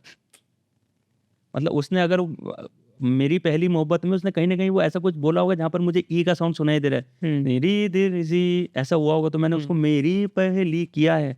कई बार नहीं होता, लेकिन बहुत सारे केसेस में कंपोजर कई बार स्टक हो जाता है कि नहीं यहाँ पे मुझे ई सबसे एंड करने वाला कुछ वर्ड चाहिए, यहाँ पे मुझे आ सबसे आ साउंड चाहिए, यहाँ पे आ से खत्म होना चाहिए वर्ड, तेरी लास्ट लाइन आ पे खत्म होनी चाहिए। तो आपको वैसा थॉट देखना पड़ेगा कि क्या आ पे खत्म होता है, दुआ कर दो एग्जाम्पल। तो वो मीटर और स्कैनिंग होती है, वो उसकी नॉलेज बहुत ज़रूरी है यार, नहीं तो मात्राओं के में फंस जाओगे, आपकी मीटर ही गलत हो गया। और कंपोजर बहुत पर्टिकुलर होते हैं अपने मीटर को लेके, बहुत पर्टिकुलर होते हैं, क्योंकि मीटर चेंज मतलब आपकी मेलोडी थोड़ी सी चेंज होगी, and they are very particular about the melodies, can't change the melody, उसी दायरे में लिख के करना पड़ेगा, वो नॉलेज आनी चाहिए। सर ये काफ़ी अच्छा इंस्पायरिंग पॉडकास्ट रहा है हमारा पूरा। इंस्पायरिंग मैंने इंस्पायर किया, चलो एक व्यक्ति तो मिला जिसको मैंने नहीं, इंस्पायर काफ़ी होते हैं इससे। जैसे आपने स्कैनिंग और मीटर के बारे में बताया, आपकी स्टोरी कोई ना कोई सुनेगा और रिलेट कर सकता है भाई भी हमारे ऑडियंस में जो इस फेज से जा रहे या जा चुके हैं, वो इस फेज तो हाँ कि मैं ही अकेला नहीं हूँ, अब सब ये करते हैं। अब तो यार बहुत अच्छी बात है, देहरादून में बहुत अपॉर्चुनिटीज़ हो गई हैं। पहले जो था जब हम निकले तो मैं 2003 की बात करूँ, अब बहुत अच्छा है और अच्छे राइटर्स भी अब मुझे लगता है अलग अलग जगह से आने लगे हैं। देहरादून पहले मैप में दिखता नहीं था, हमारे इंडस्ट्री के मैप में देहरादून बहुत कम था, वेरी फ्यू। अभी Jubin Nautiyal as a singer वहाँ पर है, देव नेगी एक बहुत अच्छा सिंगर है हमारे यहाँ से, नेहा कक्कड़ है, और भी अब मुझे लगता है 1-2 और सिंगर्स और राइटर्स आ रहे हैं देहरादून से। डांसर्स तो बहुत हैं, राघव के बाद से तो बहुत आगे, बहुत ज़्यादा। तो देहरादून अब एक इंडस्ट्री के मैप में जब मुझे दिखता है ना, मुझे काफ़ी अच्छा लगता है यार, चलो देहरादून से बहुत लोग आ रहे हैं, यंग टैलेंट आ रहा है, नाइस, अच्छा लगता है। Sir thank you so much for joining us on the golden Metro show. आपका सफ़र, गीत और ये सब काफ़ी दिल तो छू गए। Thank you. एंड अच्छा लगता है कि आगे कहीं हम किसी मोड़ पे फिर इसमें एक एपिसोड करेंगे आपके साथ। डेफिनेटली यार, मैं तो देहरादून आता रहता हूँ, घर है मेरा, मैं नेक्स्ट टाइम आऊँगा तो आई लेट यू नो। हाँ, एक और एपिसोड करेंगे, मज़ा आएगा, मज़ा आएगा। प्लेजर टॉकिंग टू यू, आपके साथ भी। Thank you so much. Thank you sir for joining us. Thank you.